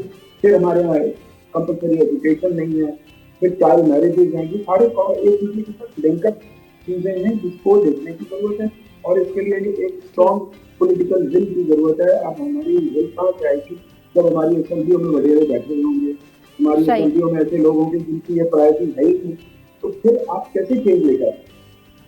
ठीक है, बहुत शुक्रिया ज़ियावान साहब, आप हमारे साथ मौजूद थे। वेरी क्विकली मैंने मुझे ऐसा लगता है कि ये जो औरत मार्च भी हो गई तो खैर एक अलग ही टॉपिक है, बिल्कुल इस पर भी बात होनी चाहिए, लेकिन yes we need to educate through NGOs and चीज़ों के थ्रू कि हाँ हमें बताया जाए कि भाई आपके पास ये राइट्स हैं, this is the way you can do it, और जो वाकई सही मायनों में हो। ये जो सब कुछ हम औरत मार्च के नाम पर प्रोजेक्ट कर रहे हैं इसे बंद करें और जो हकीकी मायनों में हमें एजुकेट करने की ज़रूरत है वो किया जाए थ्रू दीज फाउंडेशन, क्योंकि आप भी एक रेजिडेंट डायरेक्टर भी हैं औरत फाउंडेशन की तरफ से। देखिए लॉज तो बहुत वेरी क्विकली मैम। हाँ जी, डोमेस्टिक वायलेंस का लॉ जैसे बताया और बहुत लॉज हैं। असल मसला ये है उन पे इम्प्लीमेंटेशन का और उनके बारे में अवेयरनेस फैलाने का, क्योंकि देखिए जब तक औरतों को नहीं पता चलेगा, औरतों को क्या पुलिस को अदलिया को नहीं पता चलेगा तो वो ना FIR सही काटती है पुलिस के, उन्हें पता नहीं ये लॉ है। इस तरह इवन मजिस्ट्रेट और जजेस को भी नहीं पता होता कि ये लॉज है। तो अवेयरनेस सबको चाहिए, औरत को भी, पुलिस को भी, अदलिया को भी और माशरे को भी। और बहुत सारे मामलों पर बहला फुसला के खामोश भी करा दिया जाता है कि छोड़ो ये मामला, रफा दफा करो और इसको रहने दिया जाए। लेकिन वो वाली बात है कि आप जो है वो राइट और रॉन्ग भी आप देखें, और असल बात ये है कि अब तो आपके हाथ में मोबाइल है, बहुत सारी चीज़ें आप उसके थ्रू भी जान सकते हैं। तो अगर आप किसी भी टॉक्सिक रिलेशनशिप में हैं या आप अपनी ज़िंदगी के अंदर कुछ भी, मैं सिर्फ एक रिलेशनशिप की बात नहीं करूँगी, और बहुत सारी चीज़ें हो रही होती हैं, तो आप उसके मुतालिक भी जान सकते हैं। क़वानीन मौजूद हैं, पढ़ें, जानें और अपने हकूक़ का सही इस्तेमाल करें। महनाज साहब आपने भी वक्त दिया, आपकी आमद और वक्त का बहुत शुक्रिया। रमशा कमल और टीम को दीजिए इजाज़त, यहाँ प्रोग्राम का वक्त ख़त्म हो गया। आपसे कल फिर मुलाकात होगी, अल्लाह ने के पानी।